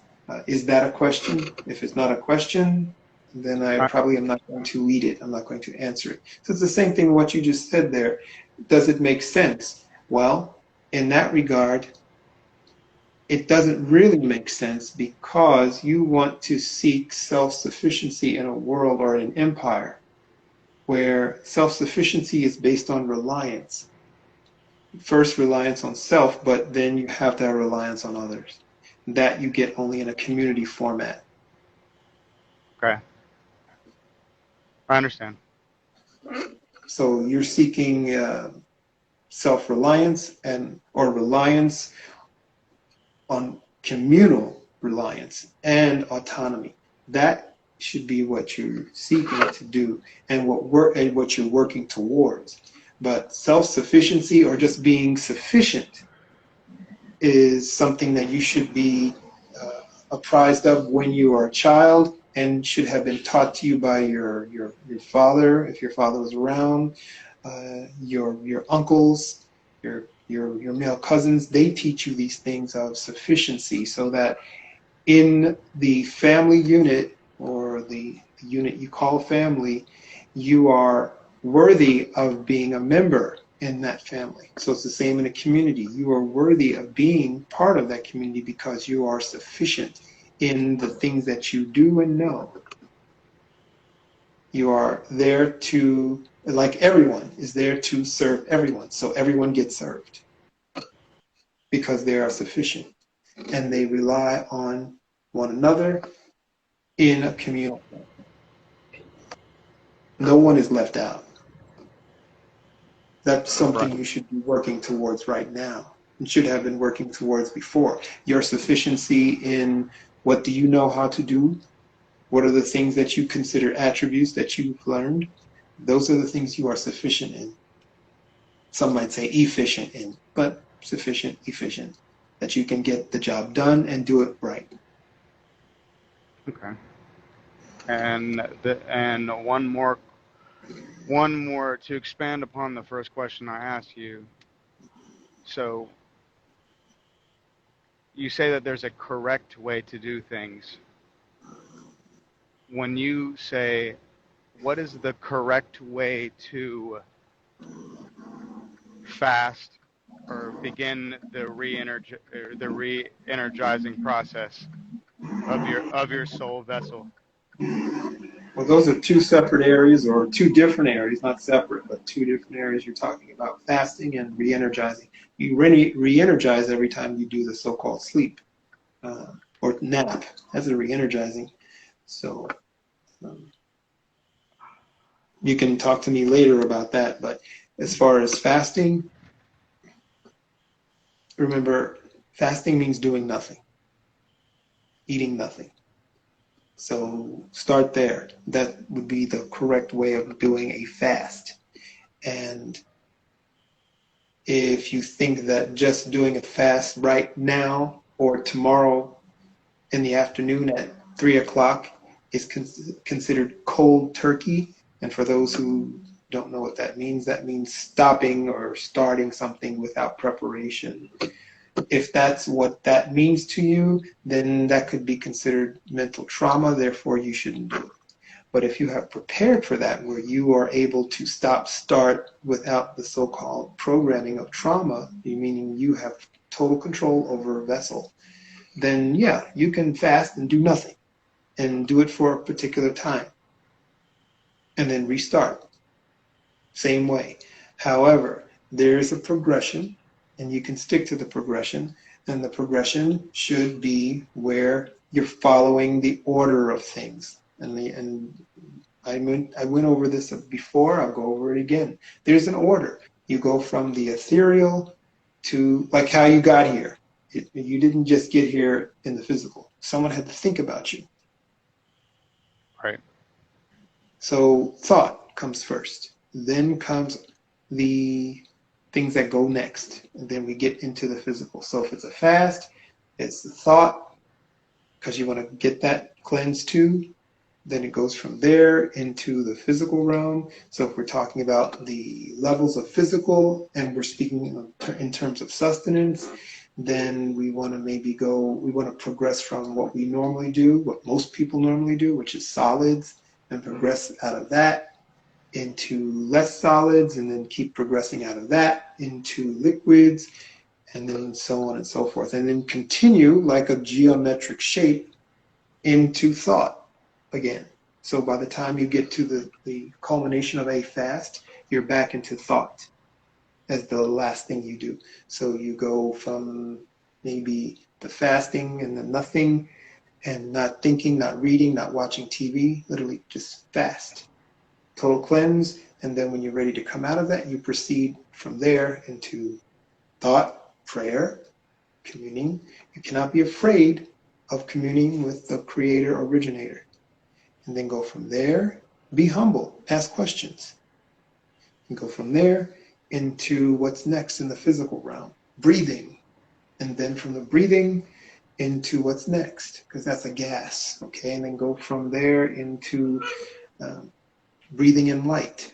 And then from breathing in light, depending on your melanin, and then go from there into some liquid, go from there into some solids, and so on and so forth. There you have it. Thank you so much for your time and holding this space. So I don't know when we're gonna do another one of these, but people had asked me about the last one, it not being up and everything, and I guess we'll just rehash over some of the things another time from the first one, I guess. Okay, that sounds about right. And let's see, there's one person in there. I don't know who it is. If one of you wants to be a kind and subtract yourself from the scene. Okay, I'll let this other person in. Did we get to your question? Mine? Yes.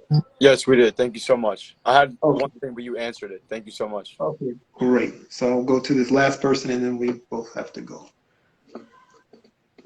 Okay, here we go.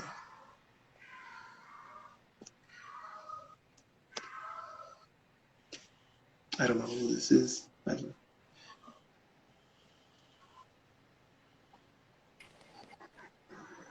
Okay.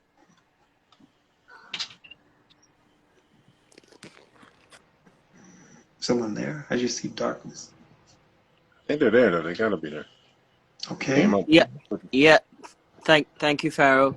Thank you, Taylor Budd. My name is Bright. I'm from Ghana, and I wanted to ask about hearing that we weren't designed naturally to be having children.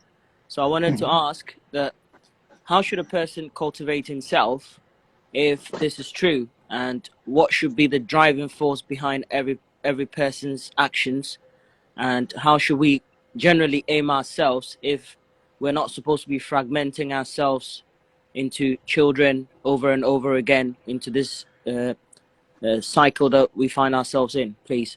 Thank you. Okay. That is a very pregnant question, no pun intended.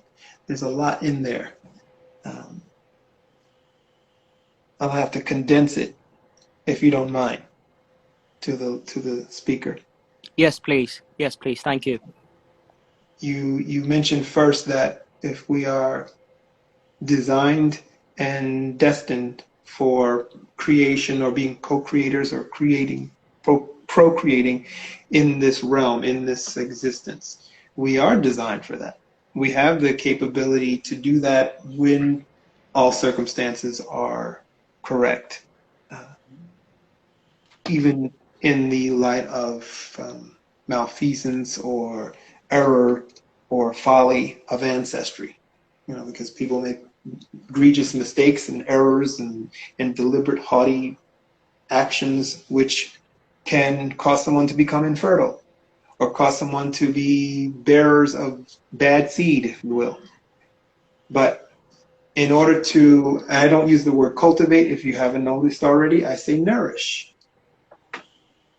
And in nourishing the seed within, you do that from the time you are aware. And this is something that your guides, aka parents, are to teach you. But most don't know this. So therefore you're learning to do this now, possibly. Nourishing of the seed within is just what it says in every manner, like I mentioned to the gentleman earlier about the level or hierarchy of fasting. Well, there's a hierarchy of nourishing, and you do that too. So by the time you get to the lower level of the nourishment, you're now talking about the food, the things that you can see and sense. Then you're nourishing in that regard. So you're doing it precisely and accurately and carefully, or with care, every day. The closer you get to the time that you are going to now procreate with someone. So you have been working towards it. This is not something that, okay, I get married and I found someone and now 6 weeks later we're going to start doing this process. No, you are doing your fatherhood process and they're doing their motherhood process when you were in your formative years. And so you were thinking of all the things as opposed to all the distractions that the parasites have you into. I'm going to do this, I'm going to do this, I want to buy a video game, I'm going to do this, I'm going to be rich, I'm going to do this to this girl, I'm going to do this, I'm going to go here, I'm going to be, that's all lovely, but you're supposed to put away the foolish toys long ago, if had them at all. You are to be thinking of, this is what my people need, this is what is necessary, this is what I'm going to manifest. I'm going to manifest 7 sons. I'm going to manifest 4 sons, 4 daughters. 2 of those sons will be healers, shaman. 1 will be teacher. 2 of my daughters will be guides and teachers. 1 will be mother and teacher. I'm making all these things up as I go, as I speak to you, but you get the idea. And so you're thinking all these things, and so is she. And when you get together, you talk, you question, as you are courting. And then when it comes time to become actual mates, marriage, then you now have accordance, meeting of the minds, like they do in contracts, which so-called marriage is a contract. And therefore you are now ready to proceed, pun intended. And you plan for it as you have been planning all along. And you set it forth according to timing. And then by that hour, you're ready for it. You have been eating correctly. It's no different than a fast. You're ready for it. People have been making fecal babies for the Yeah. longest in this realm. Literally. Literally. Fornicating and full of fecal matter. Unclean. And you get what you get when you do these things. This is the world we see. And you expect this and you expect that. You get high expectations for fecal matter. Is the parasite already in the being that's coming in if you're a parasite, or are you trapping some being and then giving them a parasite? All of the above, and you don't have to do that. You don't want to do that, especially of aboriginal nature. We're not supposed to do that. We are supposed to be the guides, the judges, and teachers of this plane. So we have a higher obligation to not be living as all those other levels, and they look to us, but we are living in the wrong light, in the wrong level. We are to plan everything, and especially the bringing in, the ushering in of life forms, of new life. We are to bring in their arrival before we even start the process of conceiving. That's why I said people plan a cake better and more so than they plan the arrival of this new life.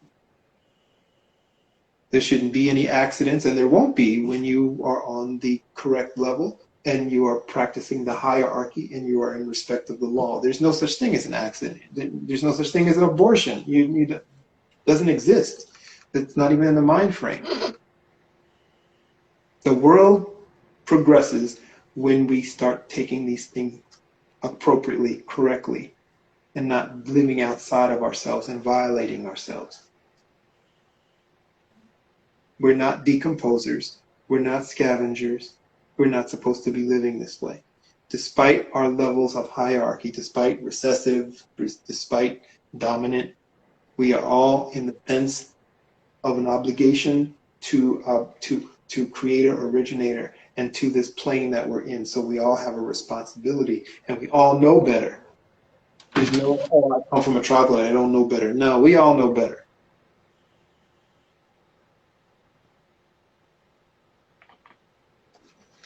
That's why parasites thrive.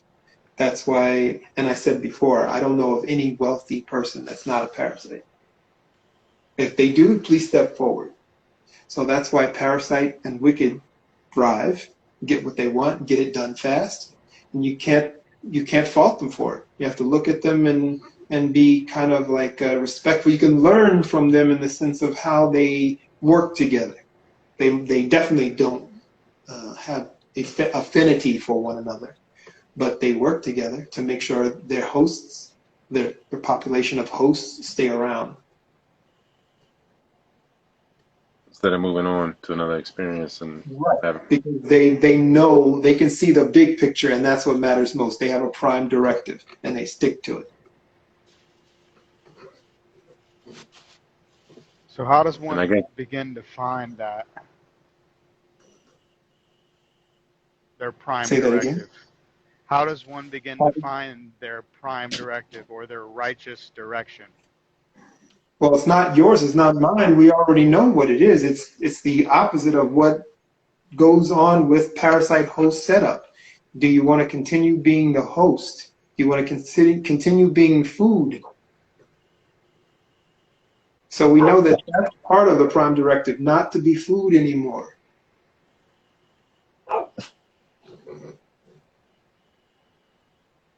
And it's like you said, cycles aren't your friend.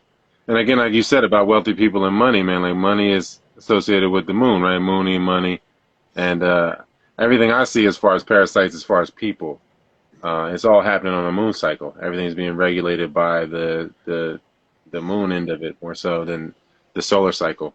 It seems like on full moons, the freaks come out and they do dumb stuff. The parasites fully manifest, I guess. I guess they plant their seeds during the new moon, and then they come around for harvest time around that full moon, I guess. And most people are kind of on a lunar scheduling system, it seems like, with the parasite. And I guess that's like, and same thing with the money too. The money is all like 1st and the 15th. It's all like every 14 days or 13 days, kind of like just like the moon. Correct. And we are not, the only thing that the so-called lunar cycle is part of, it's not putting down or relegating the lunar cycle or moon, whatever you want to call it. It's not putting it down or discounting it. It plays a part in the role of timing. We see it in the cycles of planting. So it plays a part in this realm. So in the sense of procreation, we are not to procreate according to the moon. We are to procreate according to the go principle. The go principle being the masculine principle. Therefore, we are to procreate at the rise of the sun. That's when the erection occurs. And yet people are procreating according to the parasite programming, at night, after the Tonight Show, after Arsenio Hall, after the news, after dinner. After dinner, you're full of, Yeah, exactly. Yeah. That makes a lot of sense. No, I mean, I guess you need a decomposer at some level. Something has to compost what is dying or killing itself. That's part of this place. You have to be accepting of that as well. I mentioned that before. We don't want to look at the ugliness of so-called nature. Without the decomposition, you want to see what happens without that? Yeah, we need the decomposers, but we are not the decomposers. Everything has its place. Yeah. And I respect the decomposers. We all respect them. We should. We respect the scavengers, but we are not them. We all have our place in this realm, in the physical realm. Without them, we don't exist. So I mentioned this to you in private before. I said, in our level of so-called people, it's like a man being jealous of a woman because he can't carry a baby to term inside of his body. Like, you need to, that shouldn't even be a factor in your existence. It just is that she can and you cannot. There's nothing to get over. There's nothing to be jealous of. You each have your purpose in this realm, and you're respectful of that purpose. There's no jealousy involved because it has nothing to do with jealousy. You're respectful of your purpose and your function. And so is she. She cannot put life into something. That's not her purpose. She doesn't contain that force. So there's no jealousy. However, in this time that we are in, where the parasite is thriving, they're confusing that. Probably won't be. There will be a time, probably, because we are not doing what we're supposed to, in the sense of separating ourselves out of these systems. We will see possibly some type of technology or machine, if not an actual sentient being that was not born true female, carrying a baby inside of its sack that might be, like a sack built into a male. Who knows?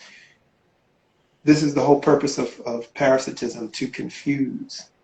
Confusion creates a spiral that is a continuing form of a portal. It's not a true portal, but it's the same thing. And if you look at a so-called DNA spiral or helix, think of it like that. And the further it carries so-called humanity down that spiral, the further lost it gets. You cannot find your way out of it. Confusion is that within. When you are confused within, you don't know how to come out of that. That's why I say sobriety is very crucial. You don't play around with things that make you intoxicated. Sobriety is a must. Yeah, I remember this one quote, and it was saying that fear causes hesitation, and hesitation makes your worst fears come true. And I guess the confusion would cause the fear, and if you're not sober, you're more likely to succumb to fear. And I mean, to me, I feel like it's all kind of fear. I mean, anger and all of that is just kind of different shades of fear.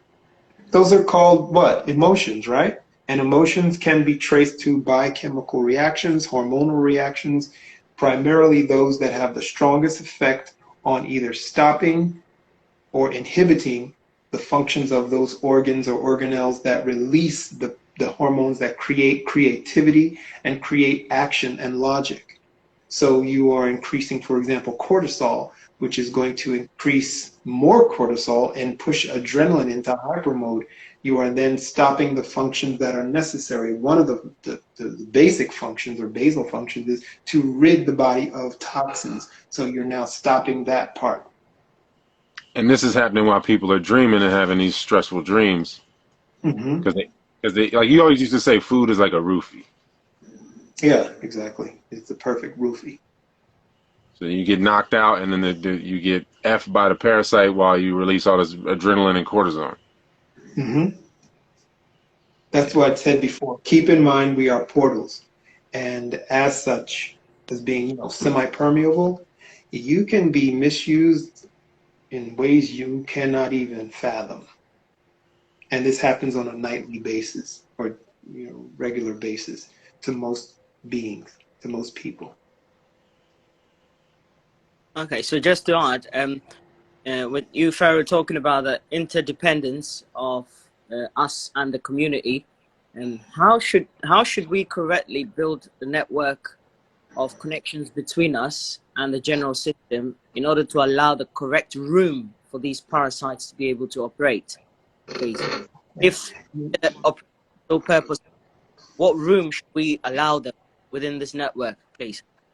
Mm-hmm. Well, in your frame of community, there are no parasites, although infiltration, you can sometimes expect, but you are planned for it and planning for it on a nonstop basis. No different than your vessel is planned and planning for potential invasions from adaptogens, pathogens, whatever that exists on you, outside you. You are prepared for it. In the sense of a community operating within an empire structure, you are not the only community. There are other communities. That's the whole purpose of setting up communities. So inside of an infrastructural empire, you have set up an autonomous zone. That's nothing new. The autonomous zones have existed before, and they will obviously exist again in this realm. The purpose, though, is to become larger than the parasitic minority, which has the illusion of majority. And when you are that strong as a community or series of communities, the parasite structure collapses automatically. It forfeits. That's just the way it works. Inside yourself, it acts the same way. I feel like as soon as I identify, like in my experiences, when I would identify something that is not myself, I go right into a fever or a sweat. Like my body goes right into burning. Well, then you've set yourself up to have an alert system. You should definitely enhance that in the sense of nourish it so that it becomes stronger, and then find out what other things that you can do insofar as alerting yourself or acting as a guard, using your senses to act as a guard to protect yourself and protect others. In the sense of a community, how to know who to be part of your community, you know, in the sense of one, their works and what they can offer your community, the community, and that is so important. You want everyone to be part of it, and in order to be part of it, you have to participate in it with your knowledge, with your hands. That's crucial. And you put people through a test. Everyone is put through a test on a constant basis in any community to make sure that they are worthy, that they haven't been breached. We're not at a point in time, and I don't think we'll ever be, nor have we ever been, at a point where we can sit and relax on our laurels. Collage talks about the time of harmony. Even in a so-called time of harmony, you still are vigilant. Even more so, probably. I mean, I don't even know if any more so, but still, like it's almost more, uh, I guess, important because you got even more to lose. That, and you realize it's not about adversarial anything. It's not about struggle or fight. It's about realization of where you are. We are in a place that's built to have instability to a degree. Some call it yin yang, some call it positive negative, some call it polar. That's the way this place is built in order for it to exist. But you can go in the wrong direction or in the one direction too far. It's no different than if you're comparing alkalinity to acidity. You can go too far in either direction, or you can have that balance. You need to exist in the balance, But not there's always alkaline. going Some say, oh, you need to be alkaline, or not in the acidic. We are to have both properties in that, but we have control over both properties. And therefore, we have control over the parasite because that's the way of this place. The parasite is not meant to control. The parasite is meant to serve and stay within a realm and nothing more. You can now go into I talk in geometry and parable. Go back into what Collage was started with about the so-called garden and the tree. Well, the tree existed in a so-called garden, but the control was in the hands of those who were placed as stewards of the garden. They gave in and gave up control, and they lost it. And that's a so full. yeah. I'm about to say yeah. That's. Thank you, Pharoh. Mhm. All Thank you. right. We All right. really thank you. Well, good night, everyone. Good night. Adios.